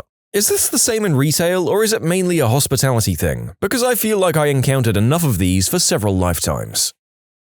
I help my cousin out on jobs where he gets in over his head. One time our uncle went out for sandwiches and got them for the whole crew. My grown, 45-year-old cousin had a freaking meltdown on the job site and started throwing crap because his sandwich had pickles on it. He broke the windows of his own vehicle and destroyed about $1,000 worth of materials over pickles. We're both on the spectrum, but he was never disciplined as a child and allowed to lash out, so he does it frequently. This is the biggest one I've ever seen anyway. I used to work as a manager at a wings place. A lady and a guy got incredibly upset at us when they asked for their order and we didn't have it. "We've been waiting for 30 minutes. How isn't it done?" "We don't have any orders in the last week with that name. I don't know what to tell you." "Well, we paid for it." "Would it be under a different name perhaps?" "Oh yeah, our son ordered it. Try Jack Smith instead." Not actually his name, but you get it. "Okay, that's not showing up either. How about you show me your receipt and I can look up the confirmation number?" The girl hands me the receipt. The son ordered their food under the name EA Sports, It's in the Game. When I let them know what it was actually under and got the food for them, they legit were screaming at me and trying to say it was my fault. The guy started throwing chairs at other customers and hit the windows with a large rock. Police were called and they left. Eventually, the guy came back 3 hours later to yell at me and my crew more, and we called the police a second time. I pray for that son and I hope he's okay. His parents seemed a little off their rockers. I once had someone refuse to give me a name for an order, not food-related. The job was expected to take roughly half an hour. And they were like, "Can't you just remember us?" I said I might not be here when they get back, just give me any name. So they clearly made one up, something like John Smith. They came back hours later, even though they promised to be back in half an hour, and gave me their real name instead of the fake one. Then started getting crappy when I couldn't find it. I remembered who they were eventually, but I thought it might be a good lesson in why you need to remember your damn names. I've posted this before, but I witnessed some lady having a full-blown tantrum in a Culver's drive-thru. I was on the headset that day, and when she pulled up to the order screen, I asked for her order. She snapped back that she wasn't ready, so I told her to go ahead and order when she was ready. For whatever reason, that set her off because again she snapped back and said, "You know what, just for that, I will take my time." She sat silently in her car for a few minutes and I could hear the cars behind her starting to honk. The car directly behind her must have caught on to her just sitting there refusing to order, so he pulled around her, drove up to my window and asked if he could order directly from me. The other cars in line must have noticed as well, because when I handed him his receipt, they began to pull in front of the lady refusing to order and started a new line at my window ordering directly from me. The lady who refused to order went absolutely bananas. She laid on her horn, grabbing her steering wheel and started thrashing around, shaking her car violently, screaming at the top of her lungs that people were cutting in front of her. She eventually drove around to my drive-thru window, gave me the finger and did a burnout. I think that was the biggest tantrum I've seen an adult throw. I love imagining these people relaying stories like this to their loved one. "You won't believe how that B-word at the window told me to, checks notes, order when I was ready." Unfortunately, my grandma is one of these. She of course changes the tone of everything, so instead of, "Just let me know when you're ready to order," it's, "'Kay, let me know when you're ready," eye roll. A longtime parishioner entered church on Sunday and saw a new young family sitting in her pew. She told them that they'd have to move as they were sitting in the pew she'd occupied for worship services for many years. As I once described, when they refused to relocate, the lady said, in full voice for all to hear, that she wouldn't stand for their insubordination and that she was leaving and taking her substantial pledge with her. I mean, Jesus lost his crap completely at people trying to hustle outside of his dad's temple, and yet 2,000 years later there's a massive sect of Christians that missed the memo. I do business with a local AT&T store. I was getting a phone for our company and this guy was trying to get an iPhone for his teenage daughter. I'm not sure what went on, but apparently they didn't have the exact phone she wanted, and they were going to have to order it. That wasn't good enough, so he started having a full-blown temper tantrum saying the sales associate was ruining his daughter's birthday gift. The manager comes out to see what's going on, and there's another customer who's in there, and this guy is like 6'5", goatee, bald head, roided up with a full sleeve tattoo, and he says, "Hey, calm down." And the angry dad said, "Who said that?" The bald giant said, "I did," in a very angry voice, and the dad just put his head down and shut up. The manager was trying to see what was going on, and the dad was like, "We're gonna go now." I wish I could say everyone clapped, but the sales associate was extremely grateful. Years ago when I was waitressing, a kid threw garbage into our potted plant and I made the kid remove it. Then the mom tried to yell at me, but a little old Israeli lady got up and told her off. This old lady was tiny, but steely. Like you could believe she had fired a machine gun during the war. The soccer mom skedaddled out of there. When I used to work at Best Buy, a woman was absolutely teed off and threatening to sue for false advertisement because a Kindle case was $2 cheaper than what was listed in the ads in the Sunday paper.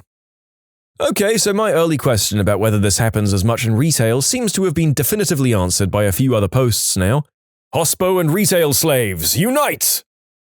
My own mother. We were getting food at a food truck. They must have pressed the wrong button or something because she got charged for $11 when it should have been $10. My mum immediately blows up about it, demanding they give her back her $1. The cashier apologized profusely and said it was a mistake. They got the manager or owner or whatever to come over and help refund the money. The whole time they're trying to figure the computer out, my mum is ranting and raving about how they were overcharging her on purpose to pocket the money since she didn't tip.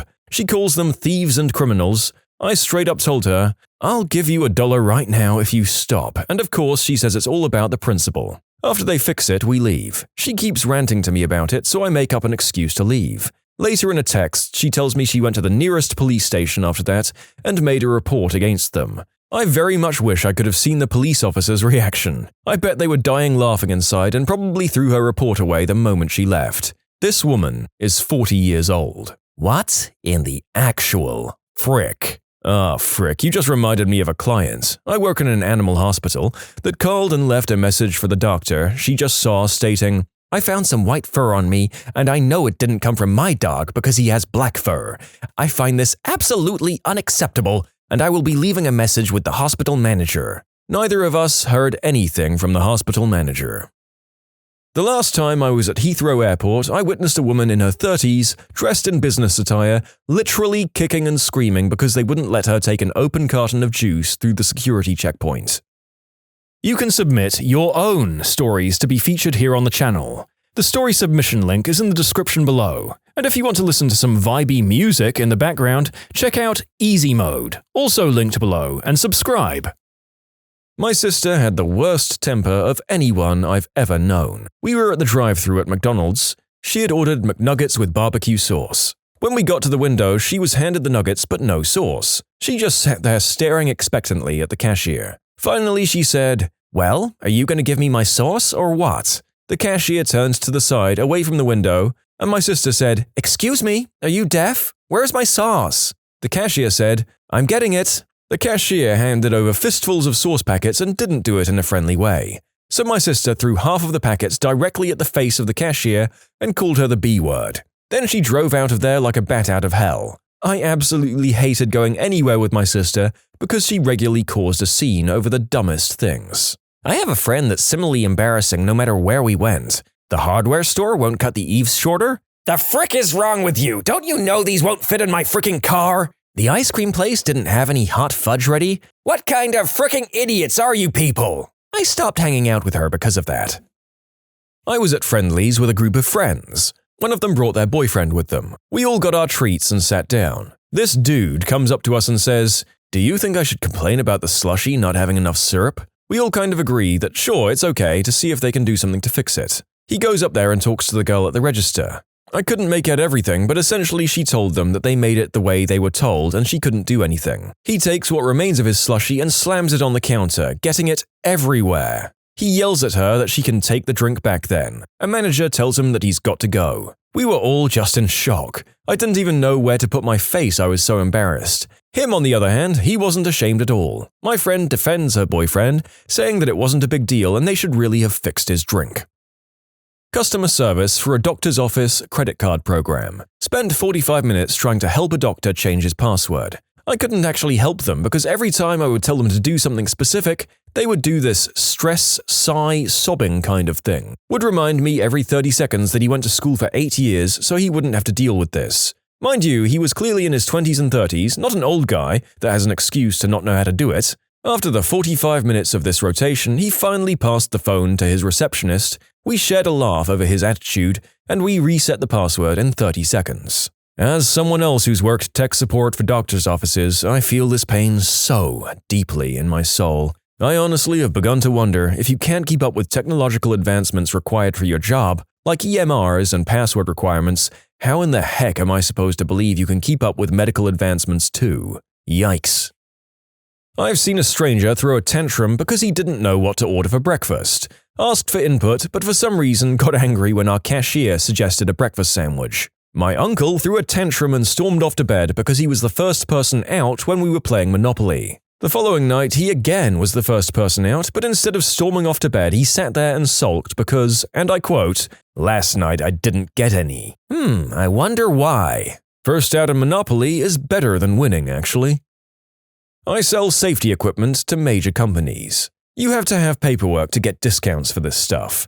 I've had multiple grown men come in, tell me they work for X and they want the company discount. I tell them I need their forms and they begin throwing a fit. They throw around the whole, "Do you know who I am?" bit, and get even madder when I do not in fact know who they are. If you were such a big shot, why don't you have the form? At the Burning Man entry gate, we take special delight in making sure that the privileged jerks follow the rules.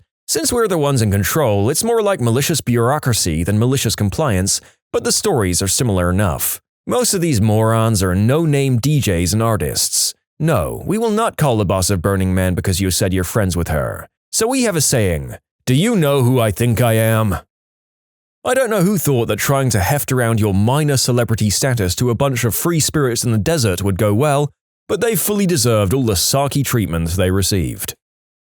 The one I will always remember happened over 20 years ago. Long story slightly shorter, and this was back before September 11th. A man and his girlfriend came to the gate at the airport. There was some mix-up where the girlfriend had given her luggage to the skycap, but hadn't checked in for the flight, so she didn't have a boarding pass. The flight was oversold and there was no seat available for her. It was a flight to Washington, D.C., and it was the last one out until tomorrow morning. When this guy finds out she can't get on the plane, he goes ballistic. He literally starts screaming at the gate agent.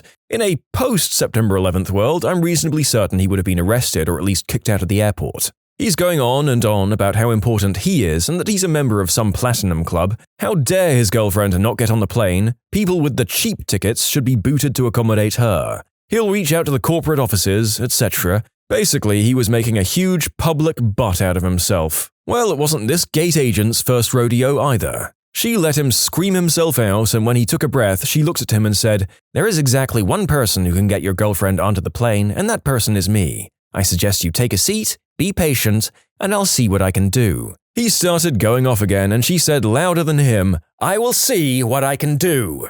Finally, he sat down. She made some phone calls, typed on her computer, and finally came over the loudspeaker saying, "This flight is overbooked. Do we have any customers willing to take a later flight for X amount of flight vouchers?" Silence. She asked a couple more times, raising the ante, and again, silence. Now, I had nowhere to be until Tuesday, so I could have easily taken a flight the next day, but I'll be darned if that idiot is going to get his way. Seems like everyone else there felt the same way. No one took the offer. Eventually, she called the two of them over and said, "I'm sorry, I've offered the max amount of vouchers I can and no one's taking it. I need to start boarding now. If she needs to get out tonight, she can try another airline or I can put her on tomorrow's flight right now." The guy was like, "Frick you," and walked off with his very embarrassed girlfriend in tow as he was muttering under his breath, "Bye-bye." If the guy hadn't been such a first-class prick to the gate agent, who literally had nothing to do with the situation, she could have taken my seat and been on her way. Oh man, I've been dying for a question like this. Does anyone remember the Rick and Morty Szechuan sauce release at McDonald's a few years ago? Anyways, my friend loves the show but couldn't go due to work, so I went to try and get some for him. There was a line of people who'd been waiting for a while. Apparently, some of the workers gave them out to people in the drive-thru, so they were all out and all they had were posters. A couple of guys were throwing complete temper tantrums and screaming and cussing out the workers, for not properly handing out the sauce packets. After screaming at them for a good 10 to 15 minutes, the guy demands a poster. The worker says they have to purchase a meal in order to get the poster, and the guy flips out again and orders a meal in a really condescending tone. As soon as he gets the meal and his poster, he takes his meal and starts throwing it against the walls, and then takes his 2 children with the poster and walks away while cussing at them on the way out. The next few guys in the line do the same thing. They only had like 5 to 8 posters. The vast majority of people towards the front all threw baby tantrums and threw their food and drinks everywhere, making a huge mess. Luckily, I recorded a decent amount of it. Absolutely insane how childish these grown men were acting over a fricking sauce packet. Most of them had their children with them too. It was honestly just so insane, I couldn't believe it. I worked at McDonald's in high school. There were a few, but one stands out above all of the others. It's lunchtime and we're busy. The Filet-O-Fish is not a particularly popular sandwich, so we only ever had a couple of pieces of fish ready to avoid having to throw them away. A guy comes into the drive-thru and orders 4. I kid you not, as his order is popping up on our screen, the whole timer for the 2 fish we had already made was going off. We have to fry 2 regardless, so we decide to just make all 4 fresh. The manager apologizes and tells the guy to pull forward and wait. He's not happy, but he does. Meanwhile, we keep serving people who didn't order fish. After the 3rd car or so gets their order and leaves, the guy is in the lobby demanding to see the manager. He wants to know why he's still waiting since we're clearly serving other people. The manager explains that none of these people ordered fish and that the fish will be ready in a few minutes. Apologizes again for the wait. The guy is teed off. He starts yelling about how it's ridiculous that we have no fish ready. The manager explains how the whole timer went off and she wasn't about to serve anyone expired food. Since we had to make a couple anyway, we're making you all 4 fresh. Most people would be happy that they weren't served questionable food, but not this guy. The guy went ballistic. He started yelling about how we should have served him the 2 we had, and we shouldn't serve anyone else until his order, blah blah blah, you get the idea. Then he threatens my manager with physical violence if he's not served his order right now. She tells him he needs to go out to his car right now or she'll be calling the police. The guy storms out of the restaurant, slamming the door so hard behind him that he broke it. A few seconds later, we hear screeching tires as he leaves the parking lot without his fish. My father. Probably more to do with the fact that I was related to him and it ruined a day trip, but here it is. So at the time, we, mother, father, teenage brother, and preteen me, lived close to a great beach and there was a small amusement park next to it. A variety of issues meant going there as a family for a day out was a special treat, and something that was highly anticipated. We hadn't decided if we'd do the beach, doing some boogie boarding, or the amusement park, water slide, and crazy golf. So we took the boards with us, but in the end decided not to use them. This was very bad. My mother was a deficient human being for bringing them with us and committing the crime of bringing unnecessary items on a day trip. In the car park, in full view of everyone, there he was, screaming. He threw his hat on the ground and was jumping up and down, clenching his fists as if he were having a vertical seizure. Of course, we knew not to say anything because he would just become violent, and we had to walk on eggshells for the rest of the day. I have since gone no contact with him, and he was shocked, convinced that someone had manipulated me into it, because he never did anything that would make someone not want to be in a relationship with him. What is the most awesome way you saw someone quit their job?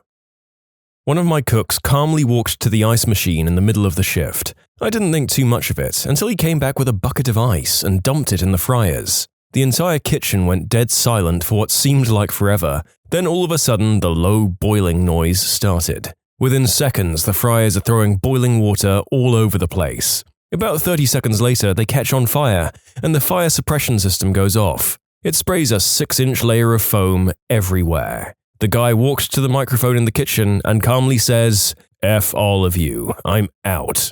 We had to shut down for 2 days to clean up the mess, and the cook was arrested and sued. It was epic, but it couldn't have been worth it in the end. Working at a movie theater just kept popping popcorn, like overflowing onto the ground. Didn't even look away until the manager said, "You're fired." I worked at a movie theater in high school. One of the other kids who worked there was getting super sick of our mostly insufferable, greasy-haired, limping whale of a boss. So one day, our boss asked him to clean out all the garbage in the back room, and he drops his pants to the floor, throws 2 birds in the air, and quits. Then he walked out from behind the counter, through the lobby full of guests, to the parking lot with his pants around his ankles and his middle fingers in the air. Most hilarious crap I've ever seen. Friend works at a major shopping center in a deli. It was his last day anyway, so he wasn't exactly trying to get fired. He changed one of the signs on the trays of meat to hand-strangled veal. Not one person noticed all day. I had just walked into a Taco Bell about a minute before where someone quit on the spot and freaking trashed the place. I mean food and cups and bags and drinks all over the place behind the counter. One worker girl was frantically on the phone with the police, just freaking out and saying, "He trashed the place! He trashed the place!" Needless to say, I did not get my bean burrito.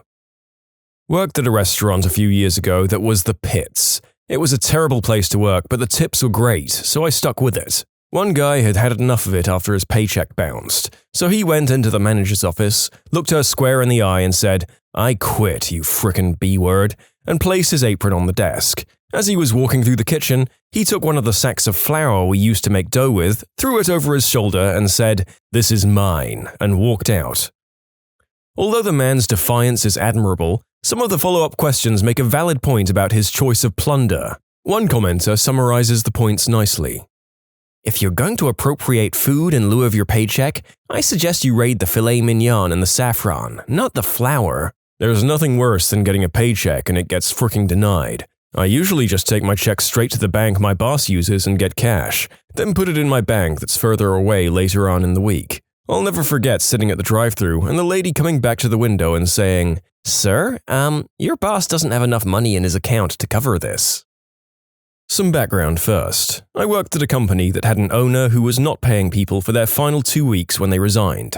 I was one of those who got stiffed, later got my pay when the state intervened. After I quit, a former employee of mine, a tech writer working on a big project from his home office, decided that the missed and late paydays and horrible treatment from the owner was enough. He decided to quit without notice. He gathered up all the equipment that the company gave him and he took it into the office. He dropped it on the floor and said, "I'm out, B-words." One of the directors asked him if he was going to be available for any transition or other information exchange, to which he replied, "When you pay all the people who've left and still haven't received their pay, I will transition knowledge." To my knowledge, that transition never occurred, yet he received his final 2 weeks' pay and unpaid vacation without issue. Go figure.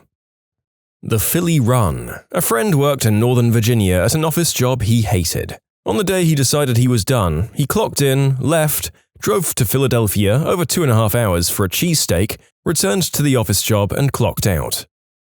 A bartender I worked with had a really bad run, was a little bit strung out on white snow and life in general, but anyways, we had this really bad day at work and this woman kept pestering us about the service. Eventually, he just took the money she was holding to get our attention, got his lighter out from his pocket, set fire to the bill and held it in front of her while saying something like, "F you, you stupid fricking B-word." Then he just left and never came back. He's kinda crazy, so I'm happy he left.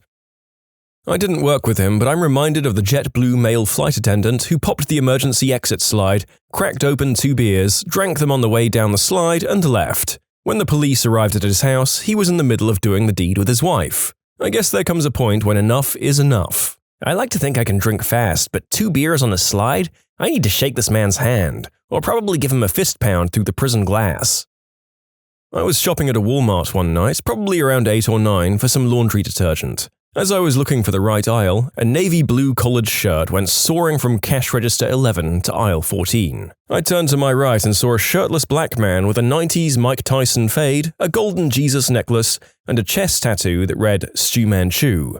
After watching his shirt slowly float to the ground, he proceeded to go to his register's intercom and say, "Attention all customers, this N-word just quit." After putting his high-flying middle finger down, he ducked underneath his register, went ahead and pulled out a folded razor scooter with green wheels. He assertively put on his JanSport backpack, pried open the scooter, flung the base of it around his hip, and with one rooster swipe of the shiny Walmart floor, he went from 0 to 60 in 3.5 seconds. The automatic doors diverged like the Red Sea, and the man, without any regret, scooted his way into the arms of unemployment.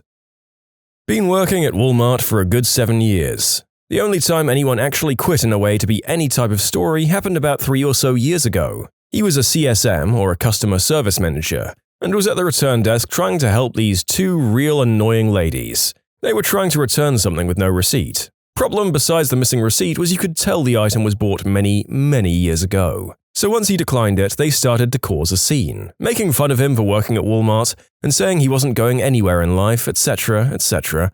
What they didn't know was Walmart was actually his second job, and he actually worked for some government branch. After about 15 minutes of their hazing, he quietly removed his badge, came around the counter, removed his shirt, got on the intercom, yelled he quit, then looked at the two ladies and asked, "Now that I don't work here anymore, would you like to go outside like you suggested earlier?" They were shocked and just standing there. Then he just replied with, "I freaking thought so, you stupid hood rats," and then just walked out. While I was working a crappy dishwashing job part-time, one of the other guys who did the shift before me was pretty scummy. Imagine your stereotypical British chav, and it was exactly him.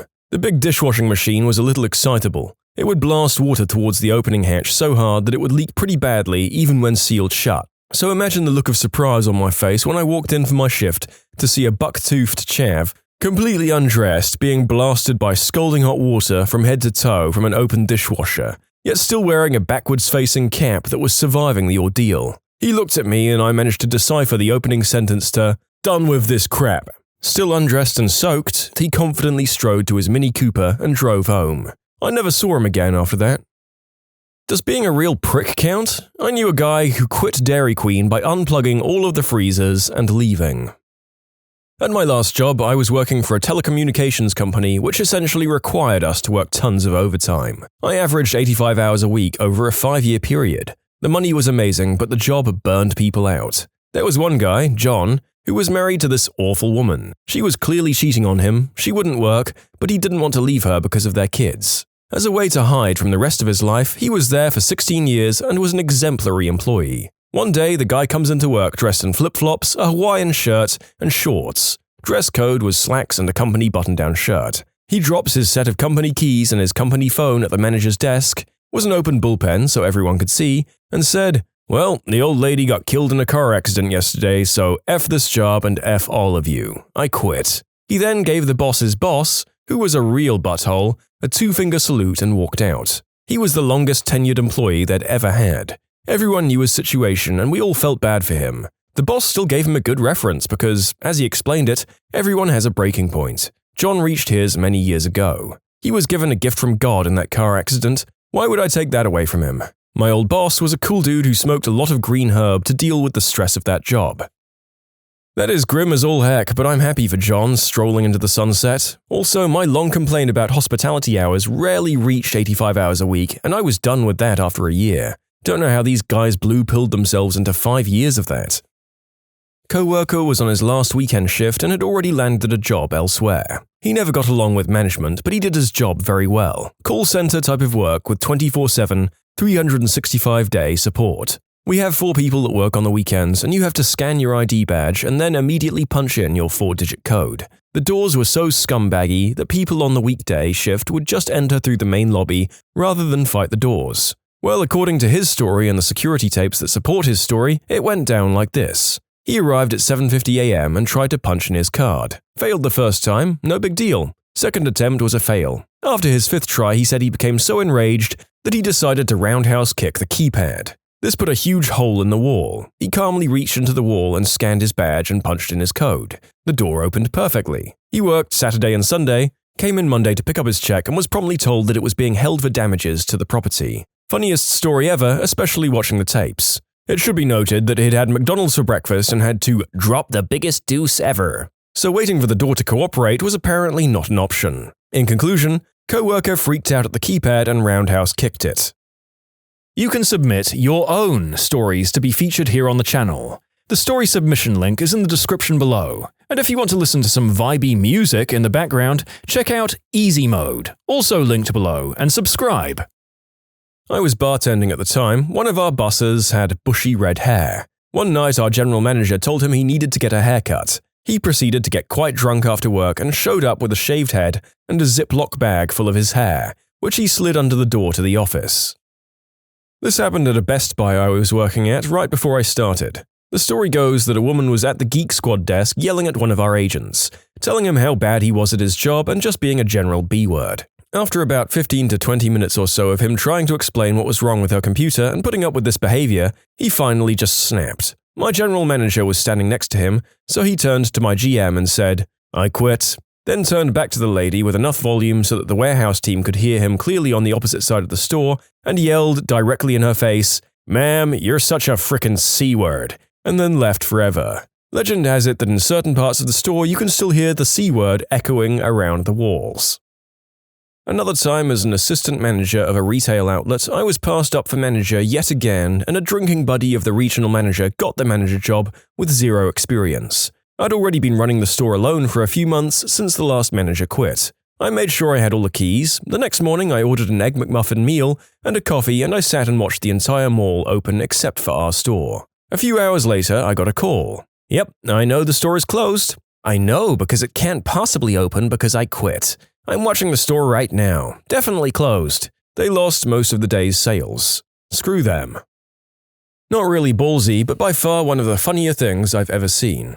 I was sitting in McDonald's enjoying some chicken nuggets sometime at night when one of the workers starts yelling and tromping around. He tires himself out pretty quickly and leaves with an adamant, "Screw all y'all." Not 5 minutes later, he walks back in and says, "I bet y'all didn't think I was coming back." He keeps bragging about his stellar achievement and then slowly slips in to one of the workers. "Hey, what time are you off? I need a ride." I lost it at that. In conclusion, McDonald's worker quits, leaves in a storm, then walks back in asking for a ride when he can't find one. In all fairness, not many people can work at McDonald's and afford a car. A man and a woman I worked with were fraternizing. There was a no fraternizing clause in our contract. I knew them both fairly well. They told me, and I've seen them together outside of work. It was a stupid clause, but it paid well. Anyway, company meeting, talking about new directions and how they'll start enforcing certain things more strictly. Manager asks for more questions or comments. The guy raises his hand, the manager called on him. "F you and F your rules, I quit." He stood up, walked over to the woman and kissed her, turned and gave the manager a finger and walked out. I started clapping. No one joined in. Was at the trash collection facility disposing of an old sofa and maybe a dead working girl when the guy driving one of the blue recycling trucks got into an argument with his boss. The boss told him after he dumped his load of recyclables, he needed to park the truck in front of the shop and come collect his last paycheck because he was fired. I couldn't believe the boss's audacity to expect him to finish working after he had already been fired. The guy flipped the handle on the truck while the boss was walking away, pulled the pins on the tailgate, and dumped 4 tons of glass bottles in the middle of the parking lot. The noise was unbelievable, the boss was shouting at him, the employee flipped him the bird, went into the office, and collected his check. It was unfreaking believable. Summer job at landscaping. The job required us to take company trucks to the houses and businesses whose lands were to be scaped. I'd only been there for the summer, but the guy who quit was a full-timer of 4 years. One day he accidentally went to a wrong address. "Hey, free flower bed touch-up," and the boss calls him, threatening to make him pay. He's in an adjacent town at the time, so he calls his girlfriend to pick him up, leaves the truck where it is, calls the boss, quits, and tells him to go and get his truck. A technician we used to have partially owned an adult club. He came in one morning, ripped out of his gourd in a limo. 3 of the girls who worked for him were there also. He got out of the limo, climbed up onto his toolbox in underwear and cowboy boots only, dancing like crazy. Tells most of the management to get lost, climbs back down and leaves. Needless to say, we hired him back 4 years later. My boss told me that by the end of the day I had to submit the name of one of my 3 employees to be laid off. After discussing with my girlfriend on the phone, I wrote my own name down on a piece of paper and handed it to my boss. The look on his face was priceless. I worked at a bar when I was younger. Actually, I was a minor, but I needed to work, and bartending was one of the few jobs that had a schedule that allowed me to go to school at the same time.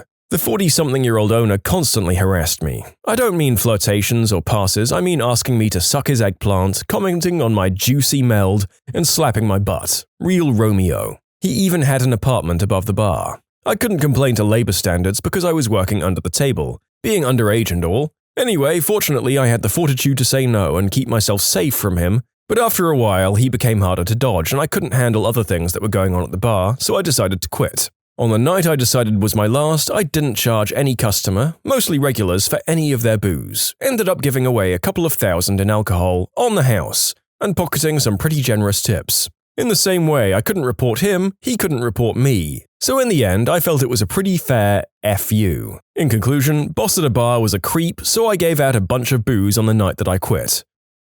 Honestly, good on you. Screw that guy. A couple of $1,000 in the hole might not make a jerk like that reform his ways, but at least you hit him where it hurts.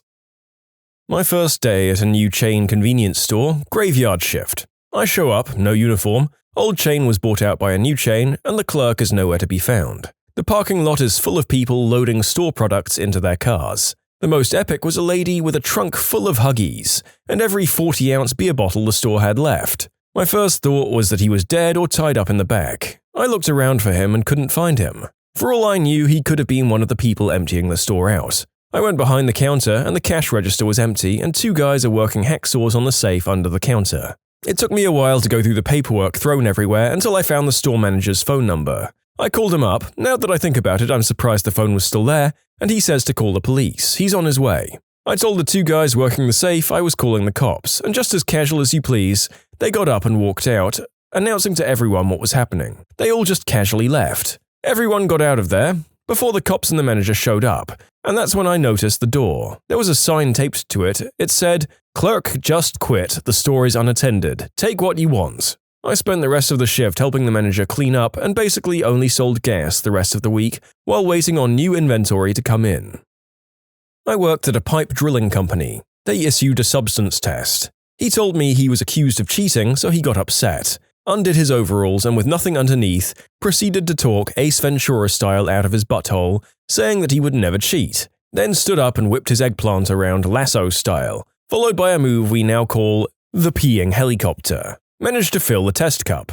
13-panel test and he was positive for 12. The woman giving the test had 1 week to go before retiring but said it didn't matter and quit right then and there, and left a little less dry than when she'd come in. In conclusion, spinning around and peeing gets you fired.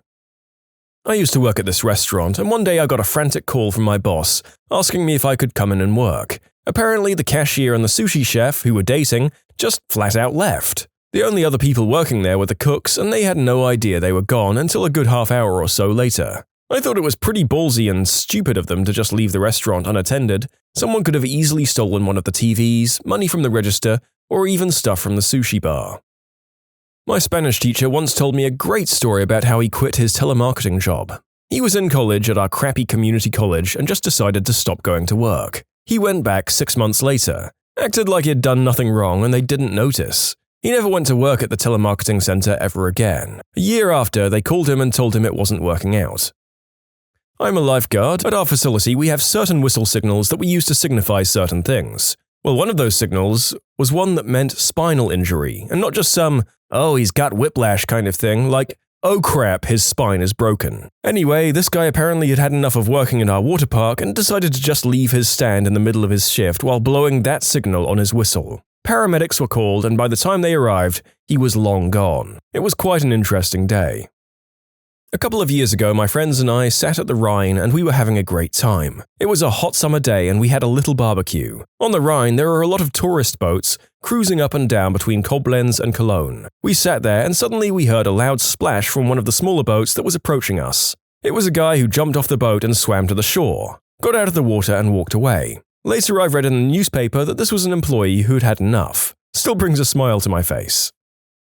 I worked in an office, and one guy collected all of the little round paper discs from whenever we used the 3-hole punch. He put them all into an empty coffee can, almost full, and then he rage quit after a dispute with the boss and flung that can, full of tiny paper discs, all over the office like confetti. It's been over a year since he left, and we're still picking those things up. No joking, an employee came to work with a Glock and domed himself in the parking lot. What nerve! Didn't even give his 2-week notice. My friend worked at a popular fast food chain. Their policy was to throw out food that was left by the end of the day. The manager was a huge jerk and was being even worse on this particular day. He also refused to give my friend his overtime pay. A few hours before closing time, my friend grabbed 2 bags and stuffed with burgers and chicken. His co-workers were in on this. He walked home while handing out food to homeless people. Oh, and he wrote, "You're a prick" on the manager's MacBook with a Sharpie. What are some very comforting facts? In Switzerland, it's illegal to own just one guinea pig because they're very social animals. It's considered animal abuse to only have one. Oh, my heart. Crows and ravens love to play in the snow. One of their favorite activities is rolling down hills. Scientists in 2020 made a massive breakthrough in curing blindness, like verging on a cure. It was masked by the virus headlines, though. If I'm not mistaken, it was with children who had been blind since birth, under the age of 10 anyway, but still. All those embarrassing and cringy moments that come flooding into your mind when you least expect them, nobody else remembers them, and every last one of us has them. It's part of this complicated process called living. While you're busy remembering yours, everyone else is remembering their own. It's in the past. Nothing you can do right now can make it any better. Chalk it up as a lesson and reap the experience. About 65% of America's aluminum is currently recycled. Every minute, an average of 123,097 aluminium cans are recycled. On average, Americans recycle 2 out of every 3 aluminum cans they use. The average aluminum can contains more than 50% post-consumer recycled aluminum. It's just aluminum, but it shows that we can, as a society, recycle over half the stuff we use, and we can just start keeping the world clean. That, and a push to renewable energy would be nice. Bees take naps in flowers. So yeah, it's okay to need a nap. Even busy bees do. I too like to rest on my laurels. I grow pumpkins and the long vines are covered in big bell-shaped golden flowers. Every morning I go out and take a peek inside, ever since I discovered that they always have 2 or 3 sleeping bees in them. Bees that have spent the night safe and warm inside. Little bee hotel rooms, as it were. Although it's very cold and the vines aren't producing pumpkins right now, I'm leaving them in place just for the bees. If you make it to the airport without dying, you've already passed the deadliest part of plane travel. Cows have best friends. So do horses. They work significantly harder when together, and they tend to scare less easily. Now that I think about it, most mammal pets and domesticated animals that I've been aware of have often ended up having one friend that they've become closer to, and it's always adorable, so that's great. Swedish blood donors receive a text whenever their blood is used to help someone. So do Australians. And folks from the UK. Some fish like to be pet. Clownfish are attracted to people. I went snorkeling around some reefs, and after wiggling your fingers at them like a worm, they come swim up to you and swam between my fingers. All of the cardigans Mr. Rogers wore on camera were knit by his mother. Mr. Rogers' fact are the most wholesome facts. His favorite number was 143 because the words, "I love you" have 1, 4, and 3 letters. There's a lighthouse in Massachusetts that blinks 143 and is known as the I Love You Lighthouse. Minot's Ledge in Cohasset. Your body is home to its own unique ecosystem, the human gut. It sounds gross, but billions of little creatures living inside you are helping you digest things, dispose of waste, and survive natural toxins in the food you consume. If you ever feel like you're useless or that your existence means nothing, that's not true. You literally mean the world to your gut flora. Goldfish can recognize their owners. Damn, he's been watching you this whole time and you didn't even know. I used to have a goldfish who would suck up a piece of stone and spit it against the glass to make a noise, so I'd know that he wanted to be fed. The darn fish trained me. There's a volunteer organization called No One Dies Alone. You're at a Sacred Hearts medical center, you're terminal, and you need a companion. From someone to talk to or just someone to hold your hand, they'll make sure someone will be there for you. Other hospitals have this too. In dog or wolf movies where they use real-life dog actors, the film's editors sometimes have to add CGI tails because the dogs can't stop wagging their tails because they're so happy. I used to have a sweetheart of a dog who loved to roughhouse. She was big and her play growls sounded scary if you didn't know how gentle she really was. Ever since her, when I see attack dogs on screen, I notice they often have the same body language and tone that she had. Otters hold each other's hands when they sleep so their mate won't drift away. Dogs make cute little sneezing sounds to tell you they're playing and not fighting. Jupiter's gravitational mass is so immense, modern science believe it's been protecting us from meteors for millions of years. Thank you, Jupiter. You're welcome, Jupiter 2020. It's highly likely your pet dreams of you in their sleep. Stan Lee started creating the Fantastic Four, Spider-Man, Iron Man, etc. at around 40. So even if you think that you can't get anything out of your life, you can still push yourself creatively and leave a lasting impact on the world at an older age. I used to be a caregiver at a retirement home. I took care of a lady who started painting when she was 60 and kind of had an accidental career. She sold lots of paintings to hotels and in street fairs. She had a 20-year run as a painter. Wow, that's wonderful. There are many examples when people changed their careers late in their lives. Ray Kroc spent his career as a milkshake device salesman before buying McDonald's at age 52 in 1954. He grew it into the world's biggest fast food franchise. Anna Mary Robertson Moses, better known as Grandma Moses, began her prolific painting career at 78. In 2006, one of her paintings sold for $1.2 million. Previously, she was a housekeeper and farm laborer. Larry David got his start as a writer for Saturday Night Live when he was in his late 30s, but he wasn't exactly successful. As he told Vanity Fair, "The sketches would get cut. I only had one sketch on the entire year." Then, when he turned 42, he co-created Seinfeld, and the rest is TV sitcom history. Harrison Ford was a carpenter until his late 30s. Age is no barrier to do what interests you. It's never too late to start again. Pillow fighting is a real recognized sport in Canada. It was founded in Toronto in 2004 by the Pillow Fighting League. I want this on ESPN right the frick now. It's on ESPN 8, the Arco. Scientists have discovered that rats love playing hide-and-seek and squeal with joy when finding or being found. I've always wanted a pet rat. This made me want one even more. Make sure to get multiple. They need rat buddies or they get depressed. I have 2 and they are very charming fellows. Smiling is actually contagious. When out and about, if you think someone's looking at you, smile. If they smile too, they were probably looking at you. Yeah, but then if they weren't looking at you, now you're a creep smiling at someone. Personally, as a person in Northern Europe, I found that smiling and patting the seat next to one on public transport is a great way to make people look anywhere but at you, and to guarantee that that seat will remain free.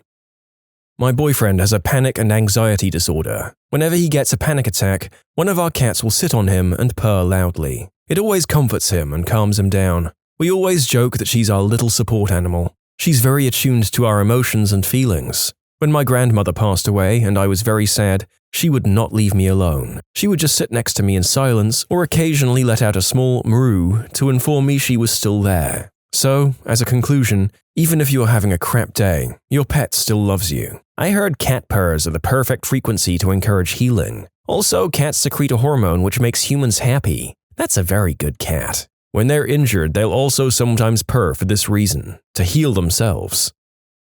1. A penguin was once knighted in Norway. 2. Blind people can smile even though they've never seen one. It's just human nature. 3. The voice actors of Mickey Mouse and Minnie Mouse got married in real life. A knighted penguin that holds the rank of brigadier lives in Edinburgh Zoo. He was actually promoted in 2016. The French actors of Marge and Homer Simpson also got married.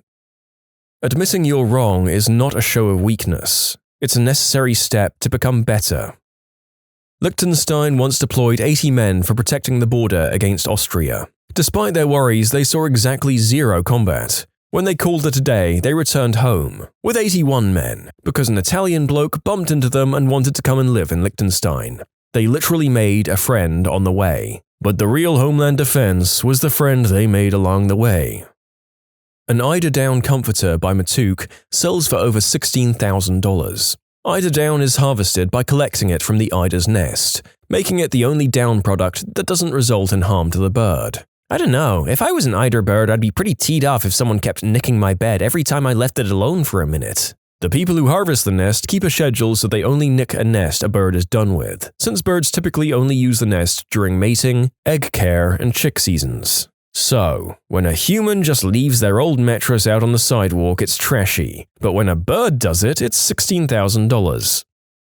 Think of all the worst days in your life. You've made it through every single one of them, and you're still going strong. There's always another day on the other side. A group of pugs is called a grumble. If you've lost someone and you feel like they are completely gone from your life, think about the impact they had on you and on your loved ones, on others, and think about how that impact continues to live on throughout all of life. That impact won't die with them either. The chain of life goes on. Existing is hard, but most things around you are also alive and going through their own cycles. So in this way, you're in this together.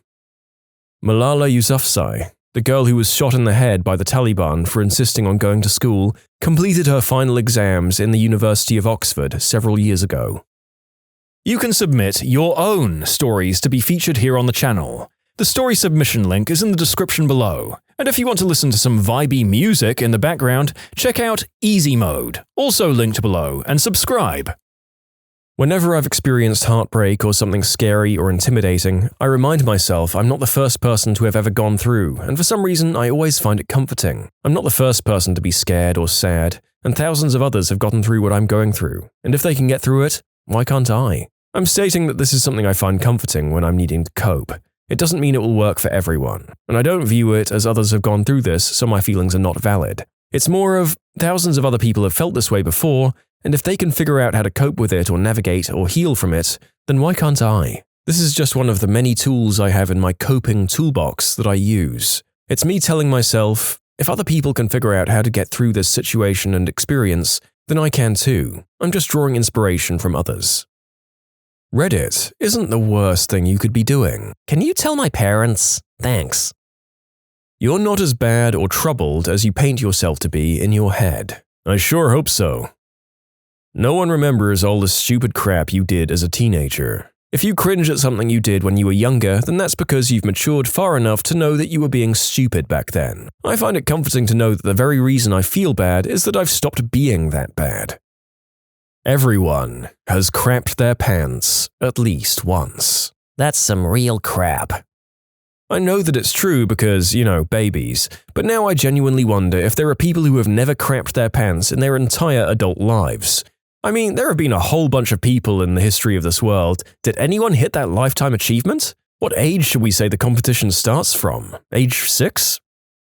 Given all the atoms in the universe are recycled in various ways, having formed in the first stars, our entire body has already experienced billions of years of each atom's own personal history. Even more comforting, it's plausible those atoms will eventually become part of someone else in the future, and will continue to exist in various forms, transforming continuously until the end of time itself. So in a way, we're connected to something absolutely eternal, and our ultimate fate is to be spread across the stars. Hell, depending how deep you want to get, there's also a tiny, tiny chance that your pattern of DNA will form entirely by chance again, creating someone that is biologically you, but with a whole new memory, experiences, and history. Basically, everyone and everything is connected. The best part? None of this is based on religion or wishful thinking. It's actual established and current scientific fact.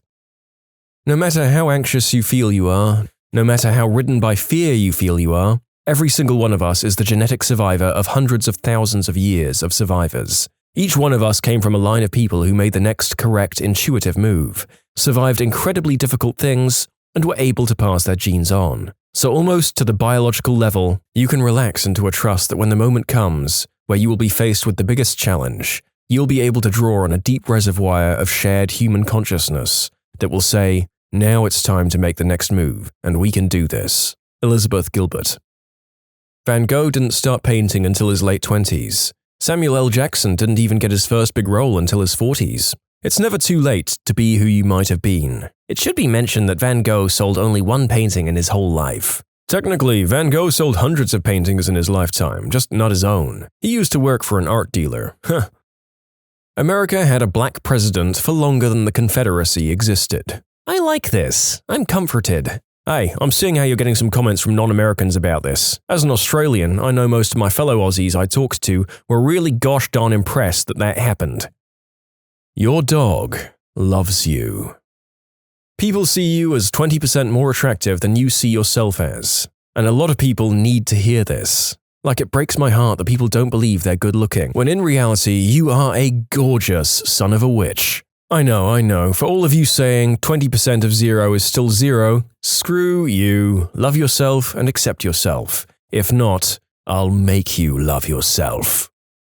During the Second World War, a Muslim man once owned a mosque in Paris. After France got captured by the Germans, the French Jews were being killed. The Muslim man offered every Jew he could find shelter in his mosque, and handed out fake Muslim certificates so they wouldn't be questioned. He saved over 400 lives. No one's your enemy except the ones you make yourself believe are.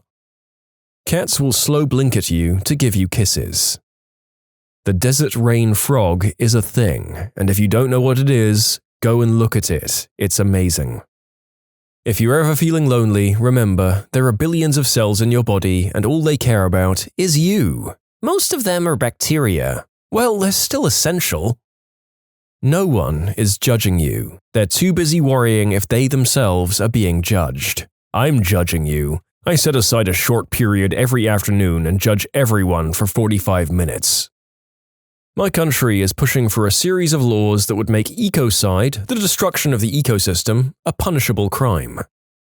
Since animals have evolved next to humans for thousands of years, they've learned to show their feelings towards us. Dogs will wag their tails, lick you, step on your feet and press their body against your legs and lie on you, all in an effort to show affection and be as close as physically possible to you. Cats make eye contact and slowly blink at you to say, "I am comfortable, I am pleased." They headbutt you as their form of a hug, and they groom you as they would a kitten to care for you. They rub their scent on you to say, "This is my human, all mine," and it reassures them of your bond. Cows will also groom you and enjoy being pet as it's relaxing and they truly trust you. Also, elephants get excited and happy looking at humans because we are to them as dogs are to us. They think we're cute and want to play and pet us.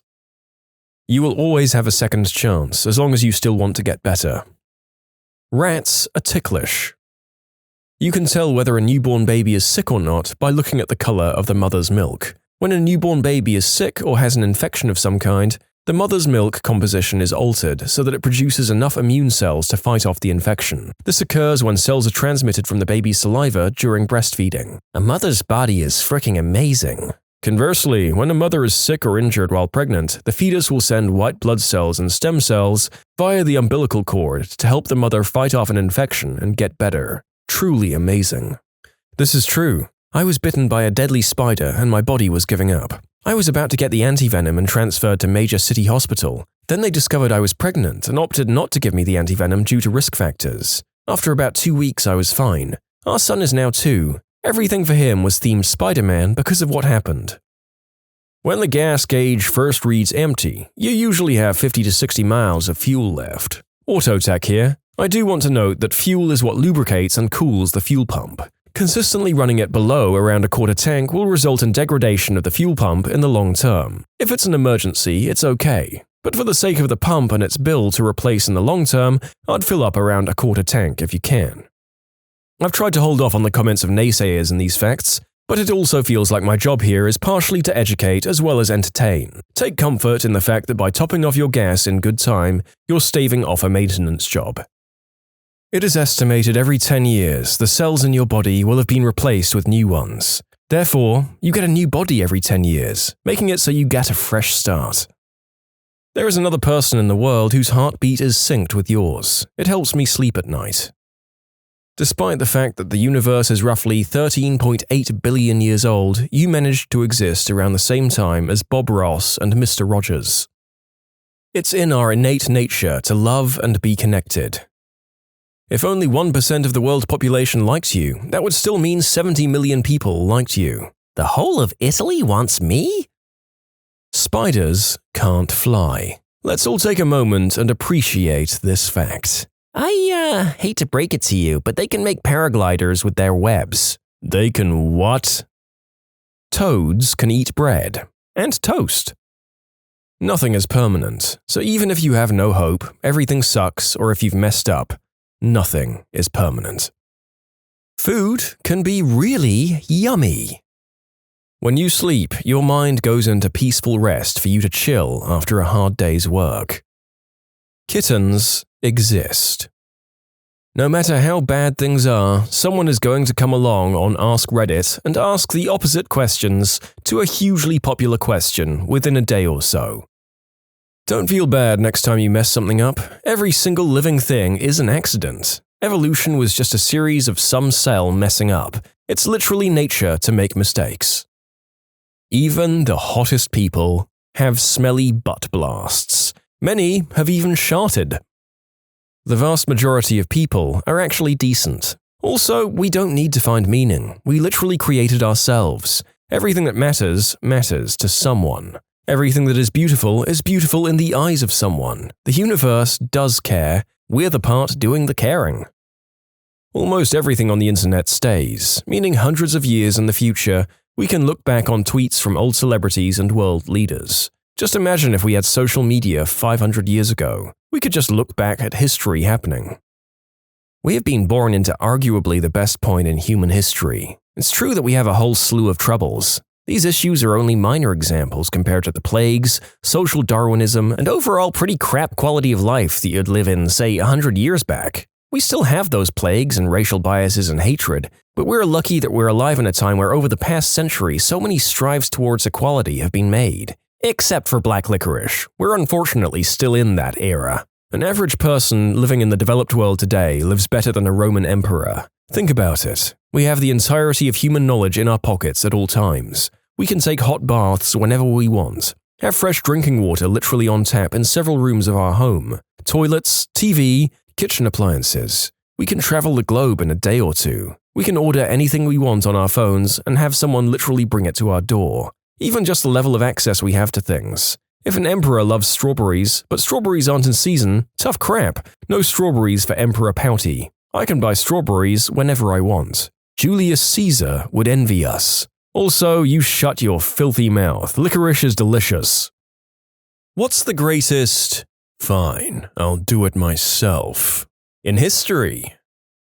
Canadian soldier Leo Major and his friend Willie Arsenault were scouting a Dutch town called Zwolle that had been captured by Germans in World War II. On this scouting trip, the two had decided to liberate Zwolle together, but were spotted and Arsenault was brought down. Major, enraged, killed 2 German soldiers while the rest fled. On the outskirts of the town, Major intercepted a vehicle, disarming the soldiers there. He told a French-speaking German soldier that all the Canadian artillery would be firing on the town in the morning, and left him free to spread the rumor, even returning his weapon as a total alpha move. That night, Major decided to single-handedly liberate the town. Arming himself with many weapons, he made explosions and noise, making it sound like the entire Canadian army was there. Several times that night, Major went back and forth from Zwolle to the Canadian base, taking 8 to 10 German prisoners each time.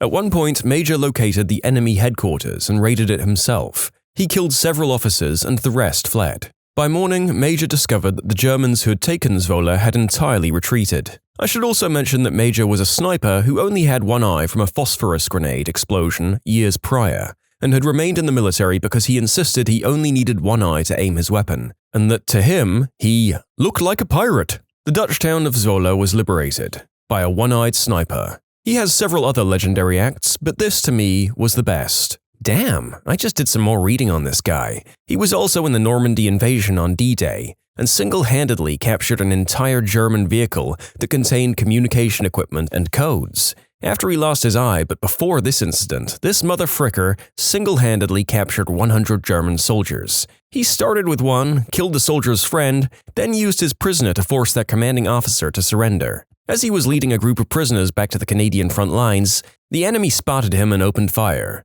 Major gave 0 Fs and continued on his merry way, dropped the first group off, ordered a tank to go and kill his pursuers, then after they got killed, he personally marched the rest of his nearly 100 prisoners back to camp. Why? He was frozen and wet when he saw the first 2 soldiers and wanted them to pay. A general tried to give him the Distinguished Conduct Medal for this, and Major refused because said general was incompetent and in no position to be giving medals. Shortly after, he survived a landmine, and guys, this was still before Zwolle. As if his massive balls weren't big enough already, after World War II he returned to fight in the Korean War and received another Distinguished Conduct Medal. While the Canadian forces were trying to capture a hill that the Chinese were currently defending, Major led 18 men as an elite sniper and scout force to a hill in the middle of the Chinese forces and opened fire. His team were able to take the hill. A couple of hours later, 14,000 Chinese reinforcements returned to take back the hill. Major refused, found cover for his men, and was able to hold back the Chinese throughout the night. I vote Major for baddest Canadian by a landslide. Folks, I understand this might be internet heresy, but is Major more of a real-life baddie than fictional Chuck Norris? Because I know that Chuck Norris can push planet Earth down while training, but he didn't do any of this stuff. Let's not forget that Isaac Newton ran out of math to work with and was like, I guess I'll just invent calculus then. He was self-quarantined during the plague as well. Otis invented pretty much what we consider the modern elevator. Nobody was convinced it was safe, so he hoisted himself up extremely high and had somebody cut the cable with an axe to prove how confident he was that the elevator was safe regardless of almost worst-case scenarios. The safety locking mechanism kicked in and the elevator stopped after only a few inches. He survived. Had it failed there at the New York's World Fair, we probably wouldn't have elevators today. In 1888, Alman Brown Strauger, an undertaker, noticed he was losing a lot of business to the other undertaker in town. He found out that the other undertaker's wife was a telephone operator, and when she intercepted people asking to be connected to Strauger's funeral home, the operator would route the call to her husband's funeral home instead. 3 years later, Strauger patented the automatic teller exchange, a system which allowed telephone users to make calls without the need for human operators, single-handedly destroying an entire workforce. Imagine being so teed off that you don't just get someone fired, but remove their job from existence entirely. Cliff Stoll, of the Cuckoo's Egg fame, noticed weird traffic on his university servers. No one believed him that there was any risk occurring, ended up uncovering a major hacking attempt to steal missile designs, and basically created internet security. John Snow. Not that one, the father of epidemiology. No one believed him that the cholera outbreak in what is now Soho was because of a contaminated water pump. He broke it. They arrested him for vandalism and held him until the outbreak suddenly ended. He was also a pioneer when it came to anesthetics. Queen Victoria permitted him to put her under for the birth of her 2 children. I visited his memorial in Brompton Cemetery a few years ago. He's right around the corner from Emmeline Pankhurst's grave. Both sites had fresh flowers on them.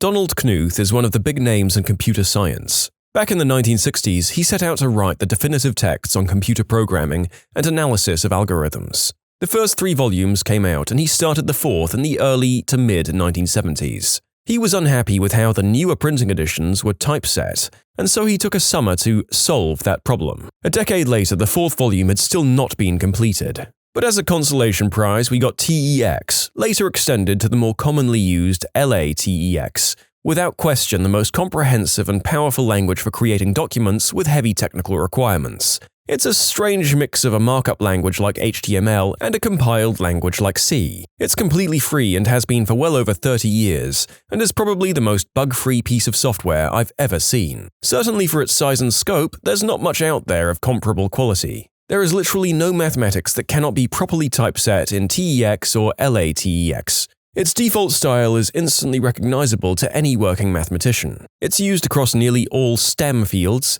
and there are hundreds, if not thousands, of journals that only accept manuscripts written in LATX. It wasn't until the early 2000s that drafts of the 4th volume started to appear. Nobody has seemed to mind. Probably the time that Nando Parrado and Robert Canessa decided that they couldn't wait any longer and legged it for 10 days across the Andes with no warm clothes, climbing gear, or food, except some scraps of their dead friends stuffed into a sock. They literally found someone out in the middle of nowhere, Sergio Catalan, who rode horseback all night and then took a bus to get some help. The mountain climbers had come from the wreckage of a crashed plane that everyone had been looking for over 2 months. They needed help for the other survivors who were injured and starving. They saved 14 of their friends. There's a book written about it by one of the survivors himself. Miracle in the Andes, 72 Days on the Mountain, and My Long Trek Home by Nando Parrado. I never watched the movie, but the book still gets me to this day. It's one of the most disturbing depictions of humans' ability to survive even under the deadliest circumstances. A really humbling read, reminding most of us of our own fragility and how terrible and fleeting everything truly is. It's gotta be Aimo Koivunen. He was a Finnish soldier in the Second World War when the Finns were trying to reclaim land from the Soviets. He got separated from his unit mid-war in the middle of nowhere. He was the one tasked to carry the narcotics they held in case of injury or tiredness, one of which was Pervitin, which was basically crystal in tablet form. Instead of just taking 1 or 2, he downed the whole bottle and went on a weeks-long juiced-up rampage. He got hit by a landmine, evaded Soviet soldiers, caught a bird and ate it raw, all while on skis. He finally made it back to Finnish lines where, on arrival, he weighed only 90 pounds or so and had a heart rate of 200 beats per minute. He ended up living for another 45 years.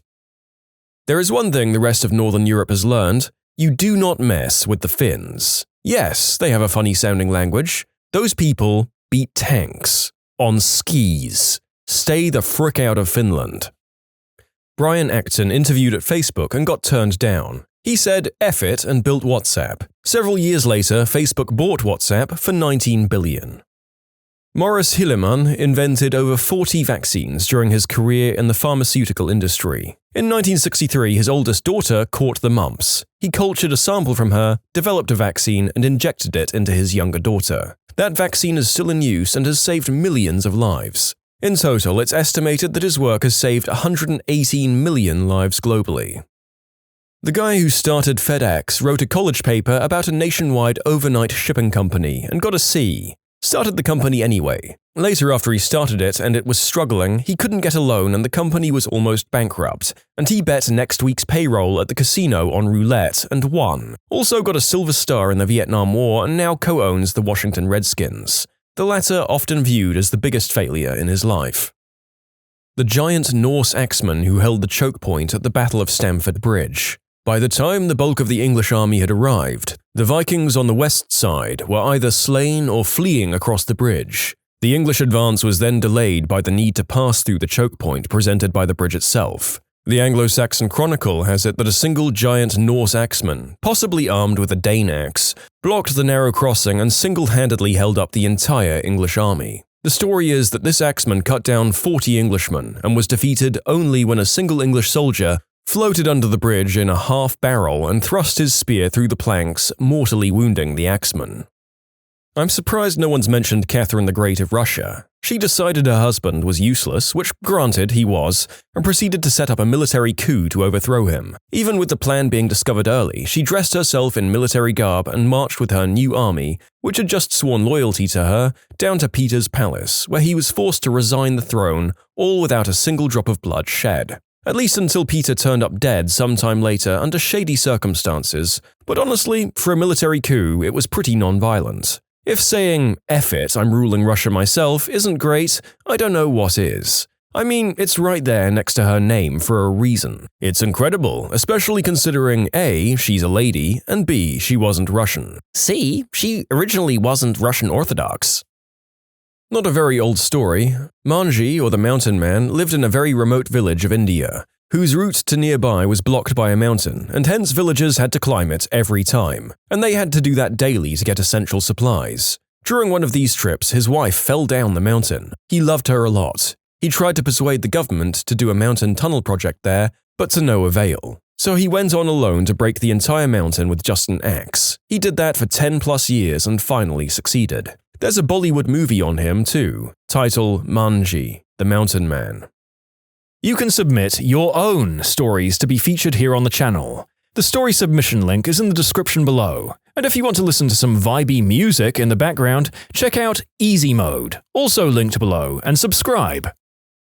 Desmond Doss, single-handedly saved from 50 to 100 men up on Hacksaw Ridge in Okinawa. His company was ordered to retreat when they were attacked by the Japanese, but instead he said, nah, stayed up on the ridge alone and unarmed and dragged as many soldiers as he could to safety without any help. Even when he was shot by a sniper and riddled with shrapnel, he made sure they took another guy down the hillside before him. And yes, I'm aware there's a movie, I've read about him before that, and I know he's done more than just what's in the movie. I just didn't want to make a 3,000-word post about the many ways this guy is amazing. Australian stretcher bearer Leslie Allen did a similar thing on Mount Tambu. Carried out 12 men one at a time on his back alone. Received a silver star. James Clerk Maxwell was idolized by Einstein as being the father of modern physics. Not only did he formulate the classical theory of electromagnetic radiation, but just for craps and giggles, he calculated exactly what Saturn's rings were made of from using pure mathematics. It wasn't until Voyager 1 and 2 passed by and took photos in the early 80s that we got a confirmation that Maxwell was right. He then calculated how to take a color photograph back in 1855. This was then achieved in 1861 and is recognized as the first ever color photograph.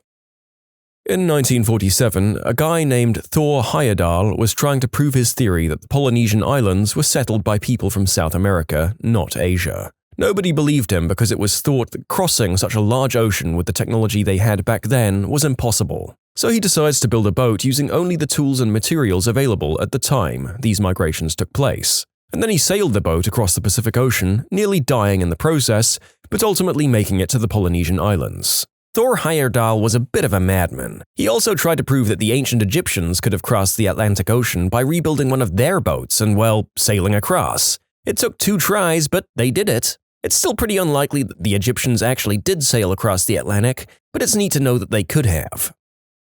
Yes, and it's important to note that the prevailing theory is that even though Americans could have settled the Pacific Islands, it's more overwhelmingly likely that it was people from Asia.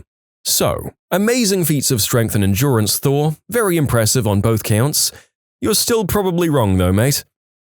Juan Pujol Garcia was a Spaniard who created his own counterintelligence operation for the Allies during World War II. Initially, he approached the British and American intelligence to offer them his services, but both countries rebuffed him. Undeterred, Garcia created a fictional persona as a pro-fascist Spanish official and got himself recruited by the Third Reich, who directed him to travel to Britain to recruit agents. Instead, Garcia created a network of fictitious agents and sub-agents using publicly available information, like newspapers and travel brochures. It was at this point that he again contacted Allied intelligence and was finally recruited. Garcia continued his work throughout the war, and for the same operation he received both a knighthood from the British and the Iron Cross from Germany. The Germans never realized that he was a double agent. Yes, in the lead-up to Overlord, he confirmed reports that the Allied attack would come from Dover and wouldn't attack Normandy. Then, at the last moment, he confirmed that the Allies in fact would attack Normandy. But it was too late for the Germans to act on it. So afterwards, the Germans still trusted him, as they would point to him and say,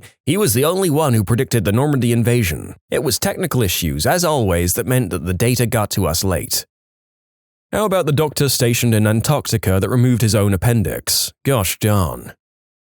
When Nintendo turned down a collaboration with Sony, then Sony said, "Frick it, we'll do it ourselves." And the rest is history. To be fair, I think it's great that they did. Nintendo and Sony are so different, and there's plenty of room for both. Nintendo occupies a niche that I don't think they'll ever lose. Sony and Microsoft are locked in a never-ending war, yet Nintendo will always have their niche. Doesn't matter who wins the console war, Nintendo will claim second place. The first thing that comes to thought here is the Louisiana Purchase. Congress planned on buying a small piece of the available land, but Jefferson used some interpretation messery to double the size of the US without congressional approval.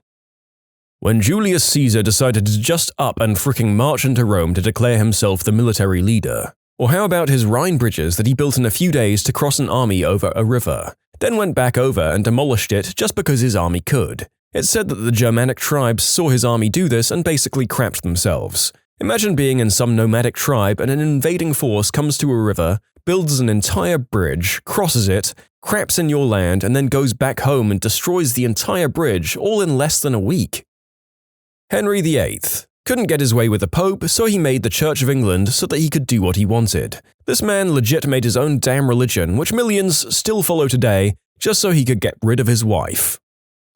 A man who was a tractor mechanic company owner made a good chunk of money and bought a Ferrari. He thought that the car wasn't as good as it could be, and it wasn't very comfortable, so he brought his own complaints all the way to Enzo Ferrari, the owner of the company. Enzo insulted the man, saying that a mere tractor mechanic didn't know how to make a good sports car. That sparked a rivalry that lasts to this day. That man was Ferruccio Lamborghini. During the American Revolution, John Paul Jones sailed over to England to burn down British naval ships. He succeeded, of course, and made it back safely. After the revolution, he was even pardoned by the town that he burned most of the ships in. The guy in the war with wounded fingers, a doctor wouldn't amputate them, so he bit them off himself. My great-grandpa did the opposite. They were going to amputate his feet in World War II, and he said, nah. So he went AWOL and treated his own wounded feet on his own. When he came back with 2 perfectly good feet, he basically said, I wanted to keep my feet and I wanted to keep fighting. And as far as I know, he didn't get any kind of punishment, even though he was gone for weeks. I imagine they would have sent him back home if they'd amputated his feet, so hard to call him a deserter for running off, especially if he came back to fight. Leonid Rogozov removing his own appendix, or Inez Ramirez Perez for doing her own C-section. Rogozov was a good doctor, and Perez was a poor Mexican woman. The guy who made body armor and shot himself to test it. I mean, I'd use a test dummy for the first few times myself. Judging by the guy's decisions, I would call him a test dummy. Metallica fired Dave Mustaine in 1983 because he was sort of a control freak and wanted to take the band in a more prog or jazz metal direction. He was also way overdoing it with substances and was known for violent behavior at the time. He went off and created his own band Megadeth, and over the next 30+ years he'd sold millions of albums and toured the whole world writing and controlling pretty much everything he had ever wanted. It seems they've now patched all the things up. The guy's an absolute genius and beast of a guitarist and songwriter. Even as a guy who knows nothing about the heavier music, that is amazing. The author has a runner-up story attached to the coattails of this absolute legend. Also, when guitarist Hillel Slovak died in 1988, John Frusciante was a 19-year-old kid and a huge fan of the Red Hot Chili Peppers. He was heartbroken and didn't want to see the end of his favorite band, so he went and auditioned to play the lead guitar. He got the gig, helped take them to the top of the charts. The rest is history, and today he's considered one of the greatest rock guitarists out there. Martine Rothblatt, founder of SiriusXM and an unbelievable polymath, was told her daughter Genesis had 3 months to live. She had been diagnosed with a type of pulmonary arterial hypertension which was fatal. The disease causes too much pressure in the blood vessels leading from the heart to the lungs, causing them to narrow and not carry enough oxygen. So Rothblatt quit all of her other work and went to the library to save her daughter. Even though she had zero background in the field, she figured out a cure and in the process founded United Therapeutics, which is a $1 billion biotechnology company. Rothblatt's life story is amazing. Marie Curie, a Polish and French chemist and a physicist who, without going into great detail, died of constant exposure to radiation while seeking a cure for others, more or less sacrificing herself as a human guinea pig, knowing full well the consequences of her actions. Here in Scotland, we have many Marie Curie charity shops who provide funds for hospices and the like. I'm pretty sure she's responsible for saving my butt and many countless others for her pioneering works. Was quoted in 1912 as saying, "F it, I'll do it myself." Possibly paraphrased. Clara Lemlich taking the stage at a union meeting in 1909 to declare a general strike after the older male union leaders told the working girls that there wasn't really a point in striking and it would be too hard, just be patient and deal with it. So 20-year-old Clara interrupts them, climbs up on the stage and shouts at the crowd, "I have listened to all the speeches and I have no further patience for talk. I too have worked and suffered and I am tired of talk. I move that we go on general strike. Now." And everyone went for it, instant agreement from the workers. The Soviet woman who lost her husband in World War II to the Germans, who sold everything to pay for a tank with the request that she got to drive it to fight them. Go and read up about Maria Oktyabrskaya on Wikipedia. Sir Ranulph Fiennes, after an expedition, I think to the Arctic, had frostbitten digits on one hand. After becoming irritated and uncomfortable waiting for the doctors to sort out treatment, he went to his garden shed and amputated them himself. George Clooney bought his own spy satellite to prove the alleged crimes of an African warlord because nobody else would. The kicker is that he's using all of his earnings from shilling Nespresso to do it. Also, I thought he was buying time on it and didn't outright purchase the satellite. Here's a notable mention, albeit somewhat obscure. Sam Regenstrife once made 40% of the dishwashers in the USA at the time. He fell ill with a kidney stone and went to his local hospital in Indiana. Upon leaving, he was disgusted by the waiting times and quality of care. He took matters into his own hands and created a hospital and founded the Regenstrife Institute. This institute helped map the genome of COVID-19 and translated its findings into 20+ languages, helping the world fight this virus. Henry Ford proposed to buy Ferrari so that Ford could be competitive in the performance car market. The deal was about to be signed, but Enzo only wanted to sell the commercial Ferrari division and not the racing arm. So Henry Ford said F it, and thus was born the Ford GT40. Enzo is pretty much the reason 2 other sports car companies exist. Leroy Jenkins! Oh my god, he just ran in. Stick to the plan. God damn it, Leroy! What's the most WTF thing you've seen go down in front of you? I was a kid, say around 7 maybe. My father and I were at the bank and he goes inside to do something and I stayed in the car. The driver's side door opens and this guy just gets in the car and looks down at the key. He finally turns and notices me, smiles and says, "Oh, sorry, wrong car." I then see him get into a completely different style and color car a few spaces down and drive away. As a kid, that scared the ever-loving crap out of me.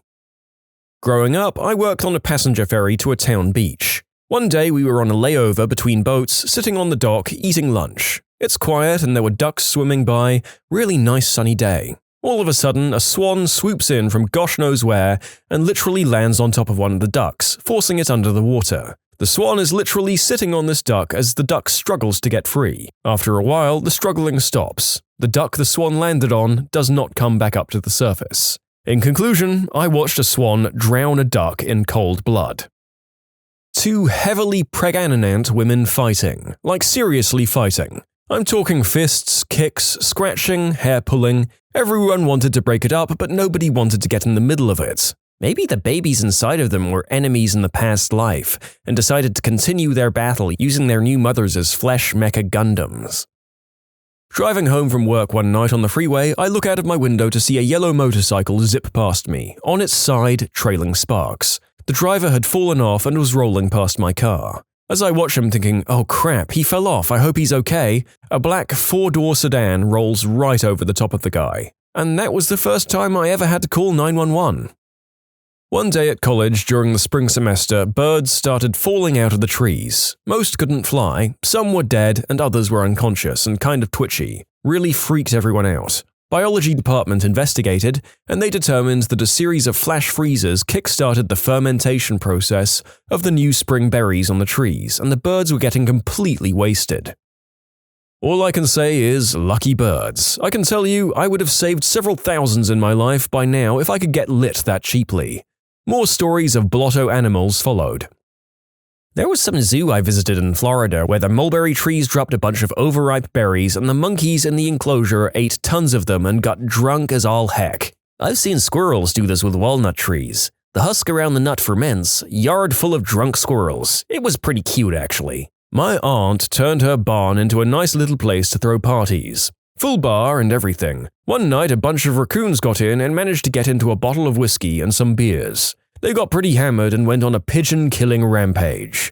Isn't nature amazing?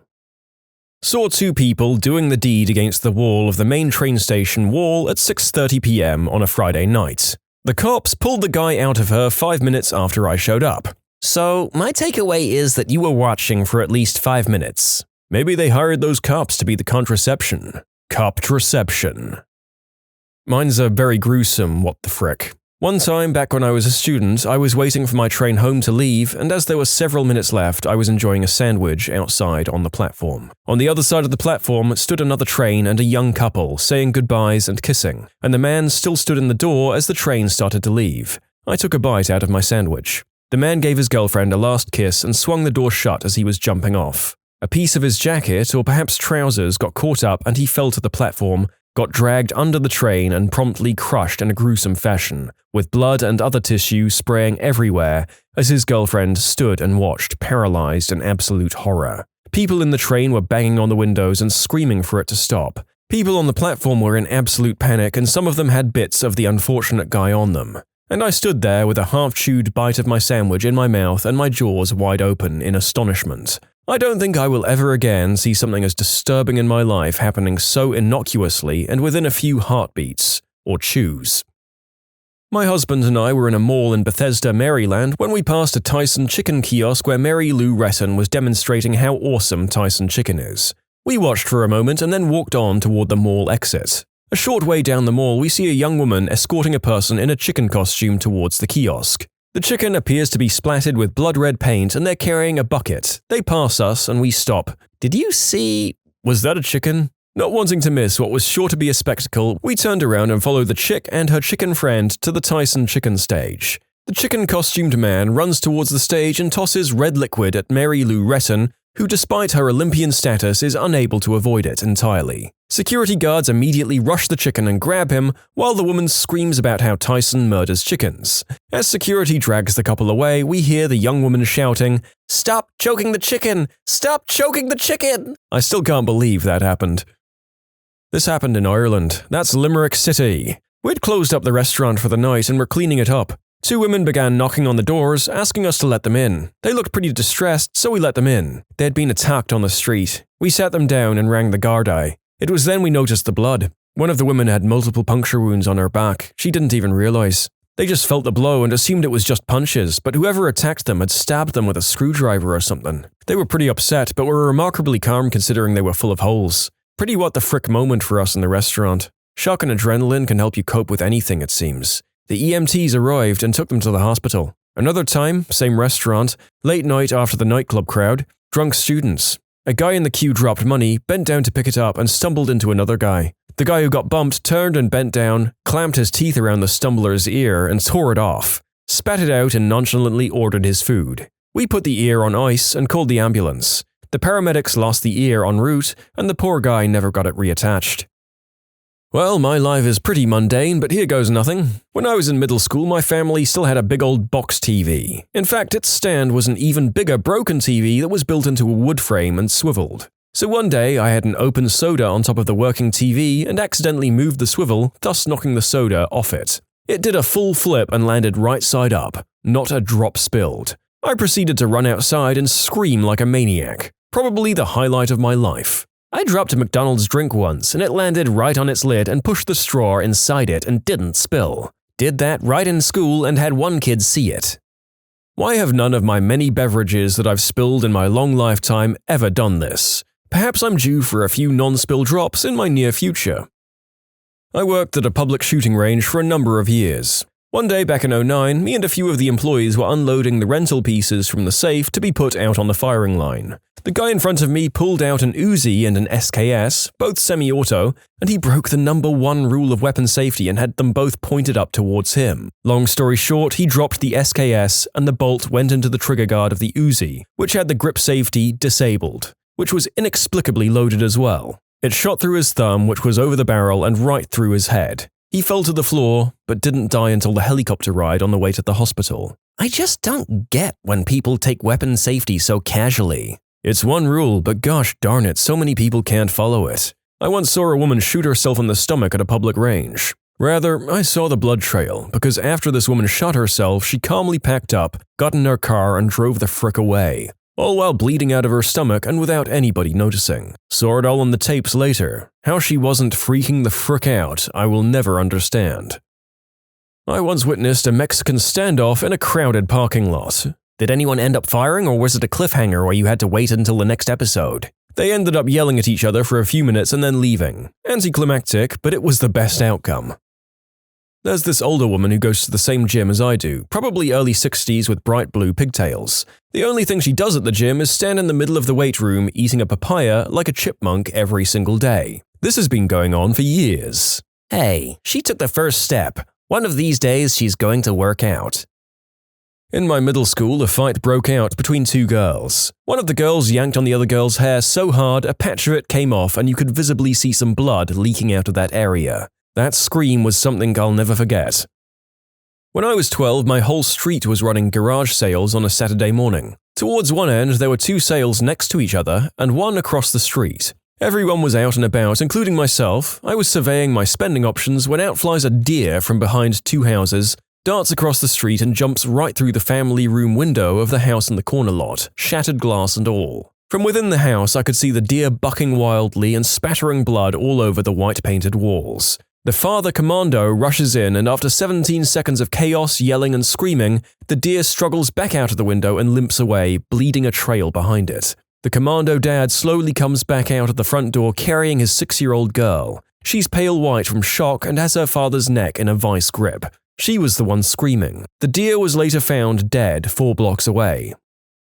It's super vanilla, but one time I drove by a topless, obese man taking a kitten out of a mailbox. That was like 5 years ago, and I still wonder about the context. Haha, finally, I got some tail.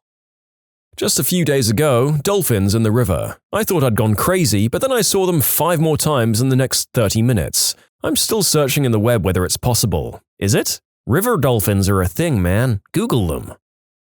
You can submit your own stories to be featured here on the channel. The story submission link is in the description below. And if you want to listen to some vibey music in the background, check out easymode, also linked below, and subscribe. I saw an ambulance hit a person riding a motorcycle. Don't know if that made it lucky or unlucky for the motorcyclist. I was in my car turning around to get into a parking space when I see that the space I wanted was occupied by a woman sitting on the curb taking a dump. Needless to say, I parked elsewhere.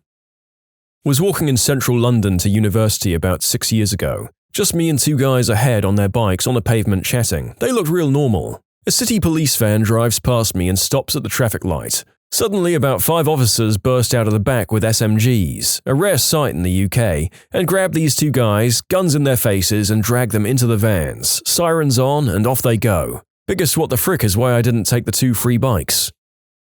Taking the vehicles of 2 wanted suspects that may or may not have had substances stashed in them for all you know might not have been your best move in the long term. Best leave them be or take them to the station yourself. You know, a similar thing happened to me. I was driving to my parents in a suburban area and I stopped at a four-way stop. Another car at the stop sign to the right of me stopped first. I was waiting for him to go. Suddenly, 3 cars box this one car in against the curb and 4 undercover cops get out. They pull the guy out of the car, bend him over the hood of his car, cuff him, and throw him into the back of an unmarked police car. Then I guess they were calling for backup and tow trucks, since they had their lights going and were standing on their walkie-talkies. I just sat at the four-way stop, jaw hanging open until everything settled down. Then I just continued on my way. I think back to that and wonder if it actually happened sometimes. My first day in Seattle, way back in the summer of '99, I saw a hipster on Capitol Hill in unzipped skinny jeans walking his dog with the leash handle around his frankenbeans. Welcome to Seattle, where you can see at least one seriously what the frick moment every single day without even trying.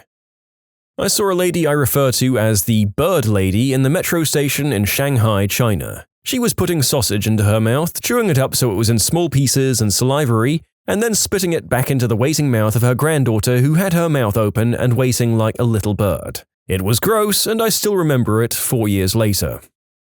Riding the train on my way home from work one Friday night, and a small group of college students comes on, clearly already pre-gaming at like 6 p.m. They're talking and being loud, and I notice that one of the girls has some stuff leaking out of the little drawstring bag she's bringing with her. I think to myself, damn, that's gonna suck when she finds out. Not a moment later, she turns to her friends and says, "Hey guys, I just peed, ha!" And without missing a beat, they all just laugh and one guy goes, "Oh, Brittany," and they all just get off the train as the doors open, still laughing and being kids, while the rest of us commuters are just staring dumbfounded at this puddle of pee on the floor now.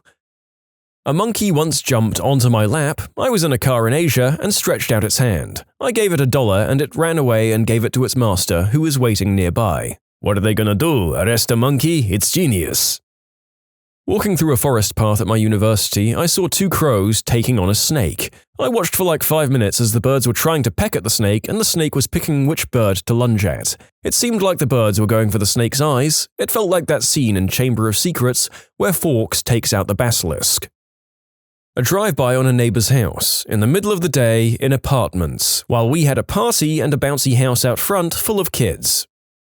A few months ago, I was driving on the motorway and a car pulled over into the hard shoulder ahead of me. The passengers jumped out and literally a few seconds later, it just exploded, like Michael Bay level exploded. Luckily, the passengers were just far away not to be harmed.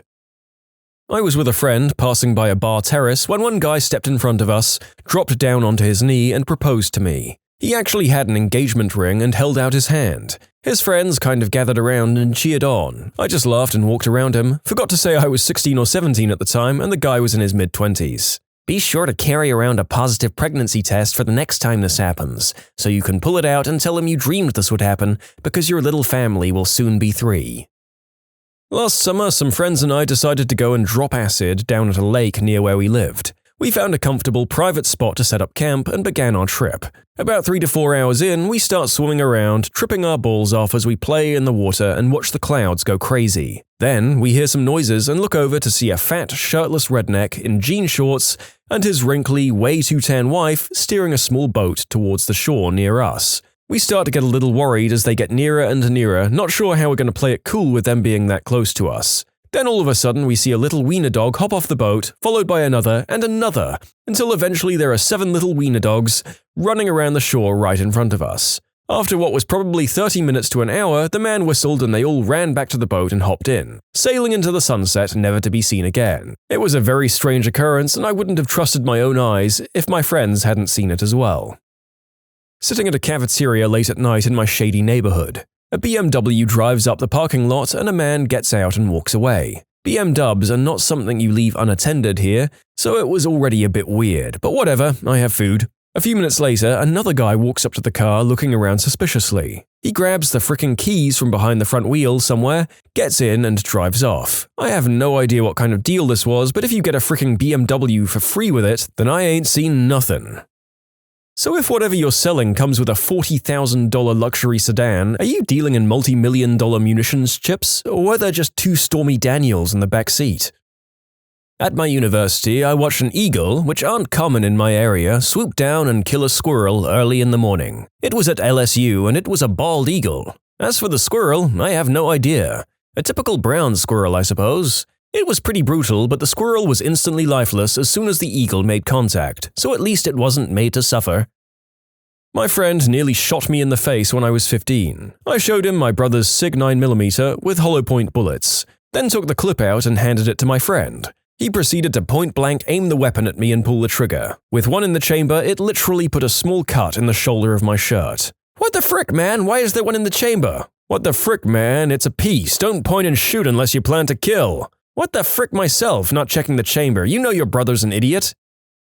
I was driving through town one evening and I stopped at a stop sign. I looked out my window and see a kid 10 years old or so dressed up like a banana. We make eye contact and he starts dancing. What the frick? "Did you check your watch to see if it was peanut butter jelly time?"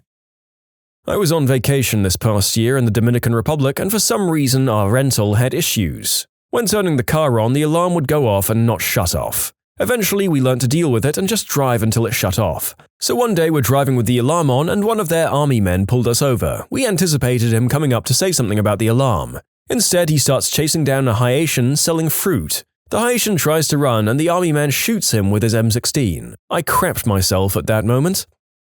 I saw a seagull eating another dead seagull in a Sears parking lot.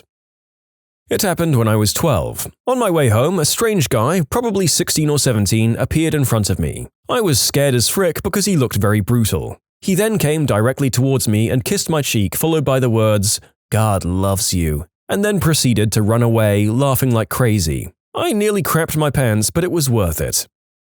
I was at a party with some mates, and of course beer pong starts going down. Now, one of my mates was so wasted out of his mind that he could barely stand up, let alone get anything in. Adding to this, he was the worst at any sport you could think of. But somehow, in his inebriated state, he was getting every single ping pong ball in all the cups. He must have had an 80% accuracy rate or something ridiculous. He remembers none of it. He was so drunk he forgot he was crap at sports.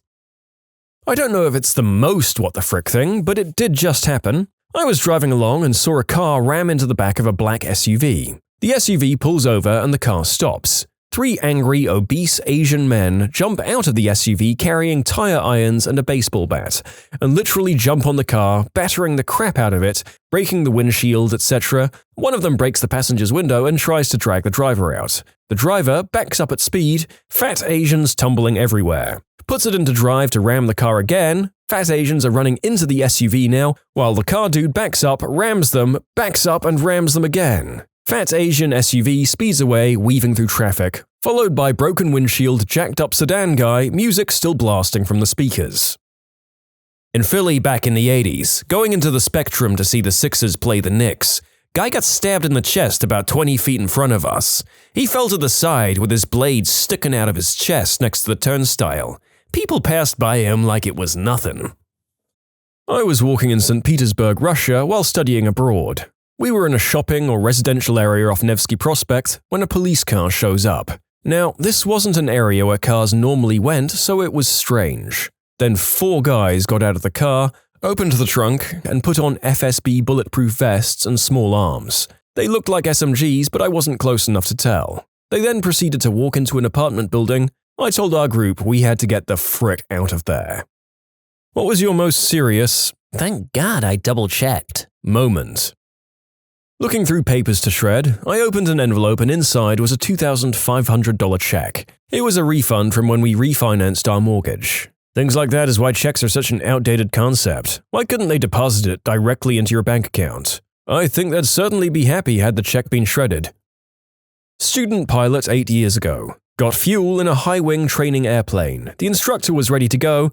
I'd done the pre-flight before the fuel truck arrived. You can't see the fuel caps from the ground. I was about to start the engine, but got out, hopped up on the step, and found both caps loose. You always do your whole pre-flight yourself. No excuses. Someone could have just landed and delivered it to you fully fueled. Run the whole check anyway. Fly to another airport and park it for lunch. Full pre-flight before you head home. Full checklist every time.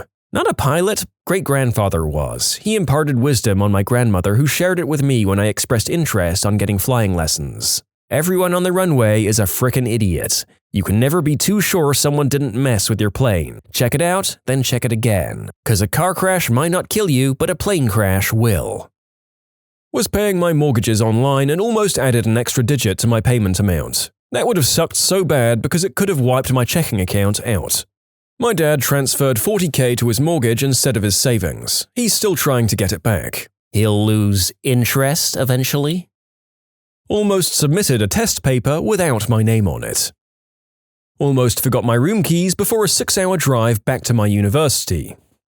I think this applies. So summer 2010, my family is having the inside of the house painted. Hot as all hell, so my parents leave the upstairs windows open day and night to let out the paint smell and help it dry with the hot air. I really don't like this. I'm a naturally paranoid person. This went on for several weeks. We have a pretty big house. One day before I leave school, I decided to go upstairs and shut the window and lock it. They can yell at me later if they want. When I came home that afternoon, the painter told me, "Hey, that big ladder you have on the side of the house was getting in the way, so I moved it. Hope that's okay." I responded, "We don't have a big ladder." Apparently someone came up to the house and set up a ladder to get through the open window, but I'd closed it just by chance that day. I guess they saw our painter coming and they ditched it and split, sans ladder. Oddly enough, my parents kept opening the window at night and during the day after all that crap. Yes, we came up on a free ladder, but I'm scared of heights. Gotta say, those robbers don't seem like the most committed types, or maybe they're just smarter than me and they know when to cut and run.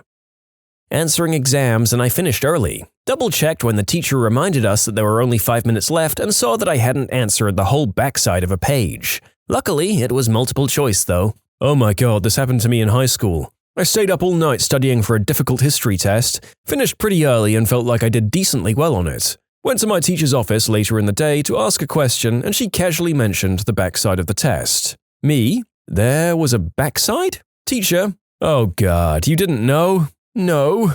At this point I just broke down and started crying in her office. I couldn't believe I was going to fail the exam I'd stayed up all night for because I was too much of an exhausted idiot to turn the damn page over. Luckily, she took pity on me and let me do the reverse side of the test right then and there in her office. I'm still so grateful that she was so kind. Many other teachers would have said, "TS," and let me fail.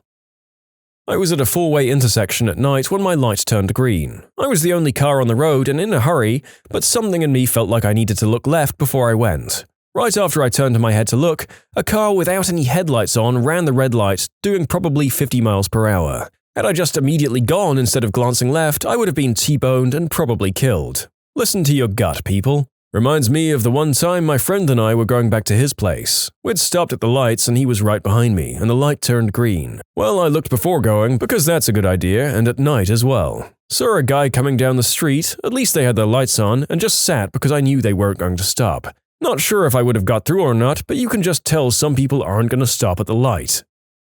I was rock climbing Apple Valley, California. I was in a rush and a bit teed off that I had to clean a route that someone had already agreed to do and then bailed at the last second. My belayer was preoccupied in a conversation and didn't check my knot. I jumped on the climb and got a really bad feeling right before I got to the first bolt. I decided to recheck everything and noticed my knot was half done. I stopped and double-checked everything else before continuing. That moment comes to mind before every sport climb. I also never had that friend belay me again. I once worked at a school where I had to look after the kids who stayed until their parents picked them up. Don't know what it's called in English, after-school care? They usually had the classic little game where they would hide and I pretended not to know where they were and told the parents that I hadn't seen them all day. Problem is that they would do this 2 or 3 at a time and then come out all together. Usually. One time this kid started hiding with some others at around 6 p.m. but didn't come out at all. So he kept hiding away until 7 p.m. at the end of my shift. Thank frick that during my closing routine I found him in some ridiculous tiny little space because I totally forgot about him. I had about 40 to 50 parents come in between 6 and 7. When his mother came to pick him up way later than I expected, I acted all jolly, but I seriously would have closed off since I thought all the children had left. Not a proud moment. I almost killed my niece's cat via washing machine. I was staying with my brother and his family for a bit when I first moved to the city. One day I threw a bunch of clothes in the machine, went back to my room to get a sweater, threw that into the machine on top of the curious feline that had jumped in while I was out of the room, poured in the detergent and just about closed the lid when I decided to double-check the pocket of my sweater. As soon as I moved it out jumped the cat. Never told anyone, but I made a point of checking from then on. Very recently, I changed a light bulb at work in a corridor that rarely got used. A long fluorescent bulb.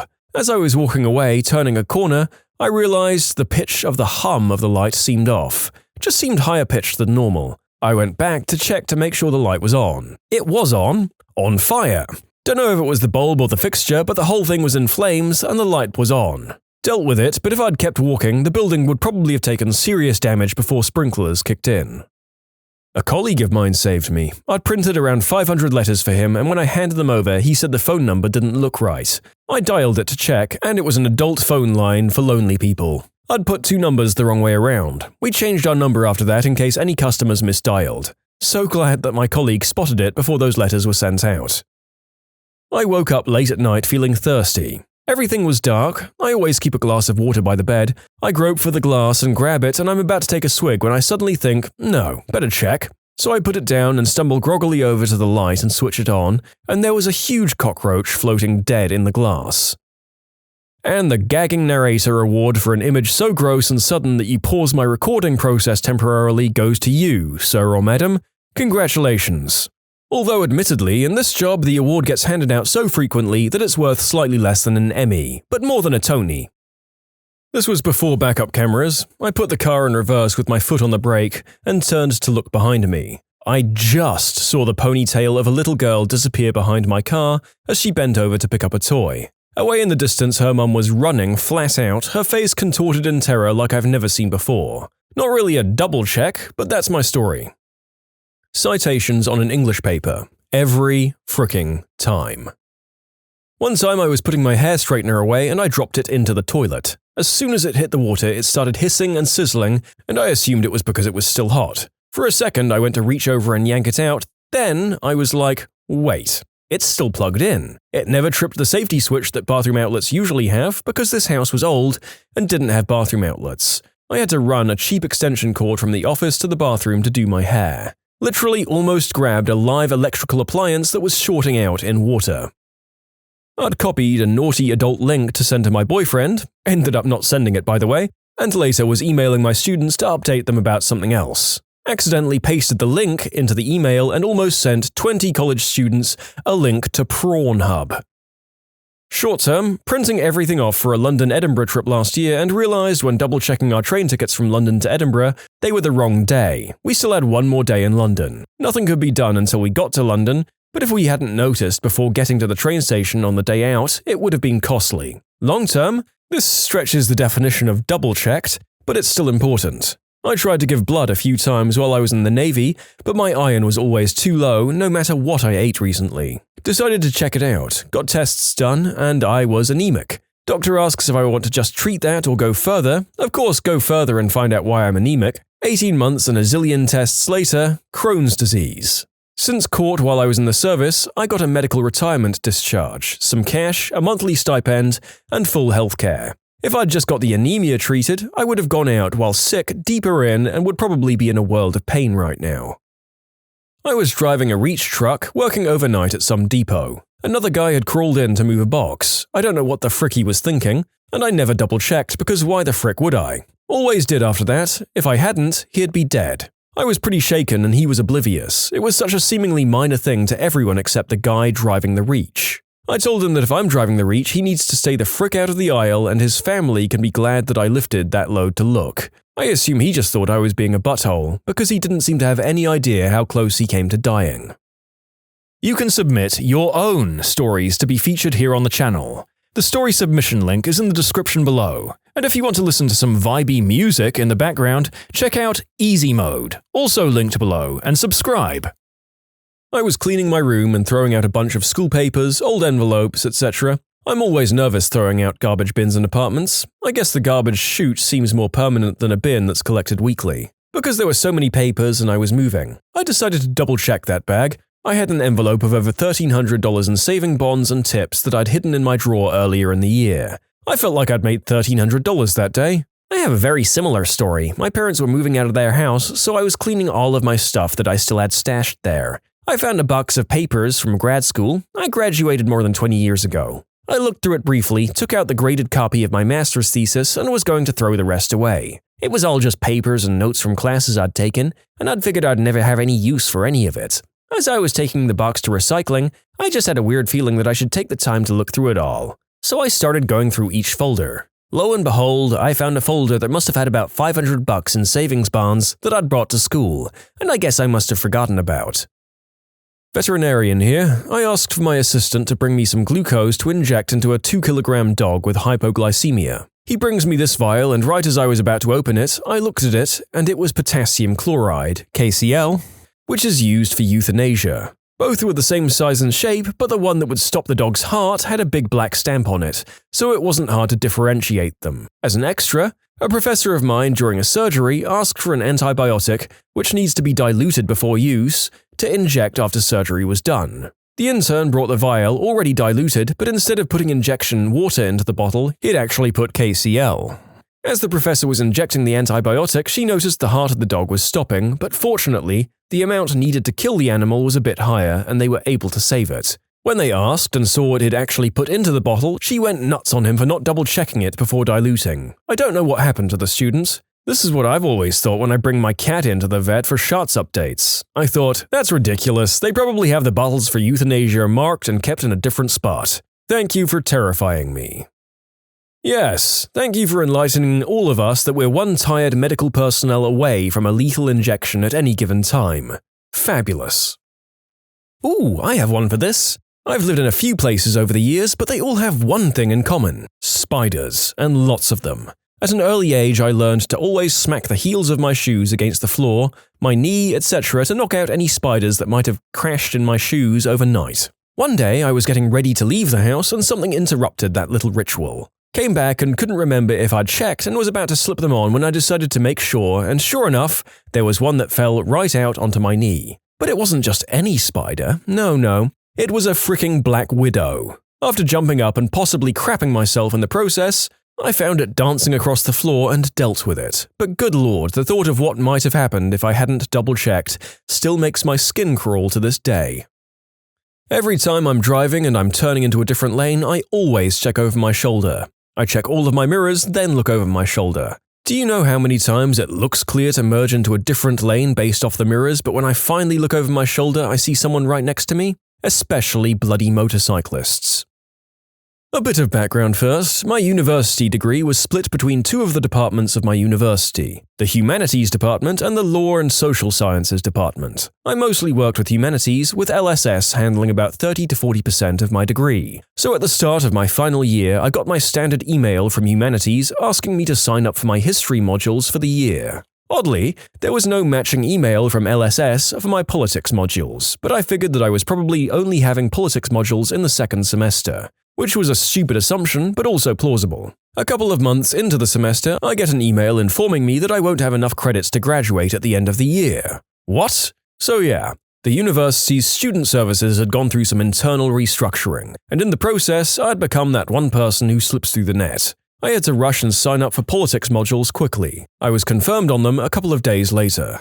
I was chatting about it with a friend and thought, I should check to see when my first politics essay is due. It was 5 days away. I hadn't been to a single seminar or lecture. Well, crap. Happy ending. With 2 days to go, I managed to get in contact with my tutor, who got me a 2-week extension for extenuating circumstances after student services ignored my original application for an extension. It was my worst essay of my university career, but it was a pass, so screw it. This is more of a thank frick I had my husband double check, but anyways. Last week we went to bed downstairs a little late since our 3-year-old had colic. We lived in a half-finished apartment and heard a weird sound like the bulkhead door had been opened from the unfinished half of the basement. I, of course, thought someone had broke in or an animal had got in, so we locked ourselves in the room with our daughter and 4-year-old son and then called my brother-in-law who lives upstairs to check on it, since I didn't want to risk our children. He checks and clears it, but I just couldn't sleep after, which was a good thing since not even 10 minutes after he went upstairs, I heard a thump and sheet metal hitting the floor. At this point, I told my husband to quickly go out of the room, lock the door behind him and run up to get our dog, who is not people-friendly at all to those outside our family or close friends, to have him check the basement. When my husband went out, he looked over to see a panel had come off our furnace and it was billowing smoke and the fire alarms weren't going off. Thankfully, I knew where the emergency shutoff was. To keep this as short as possible, if I hadn't insisted my husband go out again, we might have been overcome by smoke inhalation in our sleep along with my sister and her whole family. In conclusion, furnace almost caught fire while the family was sleeping in a house with apparently faulty smoke alarm systems. Get your furnaces checked regularly and make sure you know where your emergency shutoff is, and test your fire alarms. Don't know if this counts, but I had a weird feeling something was off about my wife's behavior. Checked her phone, which I'd never done before and felt terrible about, and found out she cheated on me. It led to a cascade of discovery, as in she was in a relationship with this guy and getting pregnant from him and had had an abortion while visiting her family. Getting divorced now, please don't take this as you shouldn't trust your partner, but be aware of changes in behavior. Winter here in Sweden. I took out the trash. The door was slightly ajar, but the dogs are really good with staying inside when they're supposed to. Came back inside, sat down, felt a bit uneasy and went to the door. I opened it and the Chihuahua was just there in the garden taking a wee. The dog probably wouldn't have survived for long in -13. How long does a body that tiny and with that many biological dead ends maintain its internal temperature for in temperatures like that? 5 seconds? Sorry, Chihuahua owners. I never shared this story before, so I can finally get this off my chest. When I was 16, I got a call from a friend who was alone at home, and he asked if I wanted to come over for pizza and a video game. And I thought, sure, why not? After a nice evening of food, games, and movies, I noticed that he was a little bit off, and it wasn't like him. At one point, I asked if he was okay, and we started to talk about girls, life, and problems of 16-year-old boys. Before leaving out, I asked if he wanted me to sleep over so he had some company for the weekend, and he just said, "No, I'll just order more pizza and keep playing at night, but thanks, man." Well, I went out the door, and after walking around 10 meters from it, I noticed that I didn't close it properly. So I returned, and before closing, I remember thinking, I'm gonna give a check on him. Within 10 minutes of leaving his house and returning, that mother effer had tried to self-delete. I don't want to share more details about it, it's hard to write while all the memories are returning about this topic, but today, he is happy with 3 kids and a perfect marriage. We see each other once a year, and we always cry after a big hug. I wasn't the one who double-checked, but I am so thankful that the person in question did. Storytime, my high school decided to take the senior class to Six Flags at the end of our year. I'd recently gotten over my fear of roller coasters and decided to ride the Superman ride. Little did I know I'd buckled my seatbelt completely wrong. If it wasn't for the worker who checks everyone's seatbelt before the ride starts, I would have flown out of my seat like Superman and died. I know that moment usually feels like an inconvenience, like hurry up and start the ride, but it seriously saved my life. My first full-time job after college, I was a receptionist and office manager for an office. Within the first couple of weeks, I was told to put in an order for office supplies and was given a list of what to order. Since it was a huge office, there were large quantities of things, of course. While putting everything in, I had accidentally added a 0 at the end of one of the entries. Had I not double-checked, we would have had 1,000 boxes of reams of printer paper delivered instead of the 100 my boss requested. I don't like to think how that would have gone over, being so new at the job, let alone where we would have put that many big heavy boxes. In the German military, one base accidentally ordered 20,000 sunscreens instead of 20,000 bullets. My car is old enough that the lights don't turn themselves off. I have to do it manually. I've had my battery die many times because of this. On vacation in a different state, many hours away from anyone who could help me get my battery recharged, I very nearly walked away with the lights still on, but I turned around to check because I had a funny feeling. Delivery driver carrying acetylene on a flatbed truck. Co-worker had strapped down my load for me before I left for delivery, but I always check it myself just in case. I was able to pop the strap off with my bare hand because it had shifted and gotten some slack in it. Had I not checked, that 300-plus pound bottle of flammable gas could have fallen off like a bomb on the freeway. When you subscribe, make sure to hit the bell to turn on notifications. Put the playlist on in the background to finish listening to all the stories, or if you want some vibey music to put on in the background, check out easymode.